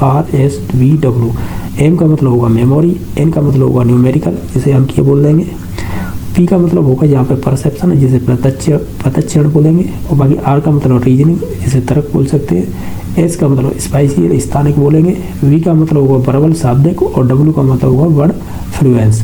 तो ये आपके 7 प्रकार थे जो क्वेश्चन पूछा गया है, ठीक है। बाकी थोड़ी बहुत डिटेल थी मैंने आपको इधर बता दिया। नेक्स्ट देख लेते हैं, एक बच्चे का सीखना फिल इन द ब्लैंक से शुरू होता है, तो हम ये कहेंगे अपने परिवार से सीखेगा शुरुआत में, तो ऑप्शन नंबर C वाला हो जाएगा। नेक्स्ट है, इसमें बताइएगा कि शिक्षण क्या है। एक तो पहली बात कला है और एक विज्ञान भी है, तो ये दोनों चीज़ हो जाएंगी, तो ऑप्शन नंबर C सही हो जाएगा। क्वेश्चन नंबर नेक्स्ट है, इसमें से बताना है कौन सा कथन है सही नहीं है। पहला है अधिगम शिक्षार्थी पिछले अनुभव का सारांश होते हैं इनके पास, ये बात सही है। अधिगम शिक्षार्थी के ज्ञान और अनुभव का रचनात्मक संप्रेषण होता है, ये भी बात सही है, यानी संश्लेषण होता है। और अधिगम का लक्ष्य उच्च स्तरीय सोच का होता है, ये भी बात सही है। अधिगम रचनात्मक होता है, ये भी बात सही है। पर गलत कहाँ पर हो रही है, हमें पूछा था कौन सा अधिगम का या निम्नलिखित में से कौन सा कथन सही नहीं है। ये कह रहा था कि अधिगम है शिक्षार्थी के पिछले अनुभव का सारांश होता है। अधिगम शिक्षार्थी के ज्ञान अनुभव का रचनात्मक संश्लेषण होता है। अधिगम लक्ष्य उच्च स्तर होता है, अधिगम रचनात्मक होता है। तो फिर इनमें एक नंबर ऑप्शन इसलिए गलत हो जाएगा, इसका एक रीजन देंगे हम। देखो, हालांकि फ्लो में मैंने भी सही कर दिया था और ये लग भी रहा है स्टेटमेंट सही कि अधिगम है शिक्षार्थी के पिछले अनुभव का सारांश है। पर्टिकुलर देखो, अब ये तो नहीं कहेंगे कि देखो अधिगम क्या है, अधिगम क्या होता है जो आपके व्यवहार में परिवर्तन करे, लेकिन ये तो ये कह रहे हैं कि पिछले अनुभवों का सारांश। तो हम इस वजह से कह रहे हैं कि हो सकता है ये पहला ऑप्शन गलत हो, ठीक है। तो इसमें पहला ऑप्शन गलत होगा, क्योंकि हम व्यवहार में परिवर्तन करते हैं तो वो कहीं ना कहीं वर्तमान की बातों की बात की जाती है, न कि पिछले अनुभव। हाँ, ये जरूर है कि जब हम बहुत सारी चीज़ों की बात करते हैं, चाहे वो निर्मितवादी हों, तो वो यही कहते हैं कि पिछला अनुभव रहा है, बच्चे का ज्ञान रहा है, उसे वर्तमान से जोड़कर पढ़ाना चाहिए, जिससे कि बच्चा ज़्यादा सीखे, तो उस वजह से, ठीक है। तो हालांकि इसका ऑप्शन 1 माना है तो एक ही सही है। अब नेक्स्ट देख लेते हैं। क्वेश्चन नंबर नेक्स्ट है कि ये कह रहा है कि अधिगम के शिक्षार्थी के व्यवहार में, यानी व्यवहार में फिल इन द ब्लैंक्स परिवर्तन के रूप में परिभाषित किया जाता है, जबकि शिक्षण गतिविधियों के छात्रों के जीवन फिल इन द ब्लैंक्स परिवर्तन उत्पन्न करने के लिए किया जाता है। तो ये सभी चीज़ें किससे संबंधित है, तो हम ये कहेंगे कि आपका ये स्टेटमेंट इस प्रकार कंप्लीट होगा कि अधिगम को शिक्षार्थी के व्यवहार में अस्थायी परिवर्तन के रूप में परिभाषित किया जा सकता है, ठीक है, जबकि शिक्षण गतिविधियों के छात्र के जीवन में वांछित परिवर्तन के रूप में उत्पन्न किया जा सकता है। तो इसका ऑप्शन नंबर 1 सही हो जाएगा, यानी ये वाली इंग्लिश होगी इसकी और ये वाली हिंदी होगी। एक बार मैं इसे और कर देता हूँ, 1 सेकंड, यानी ये इंग्लिश होगी और ये नीचे वाली हिंदी होगी, यानी ऑप्शन नंबर 1 सही होगा। इस प्रकार हमने ये 30 क्वेश्चन किए हैं, इसमें से 1-2 क्वेश्चन बाकी में अच्छे थे, बाकी सभी सिंपल थे, आपने खुद भी देखे होंगे, ठीक है। तो बाकी वीडियो देखने के लिए धन्यवाद।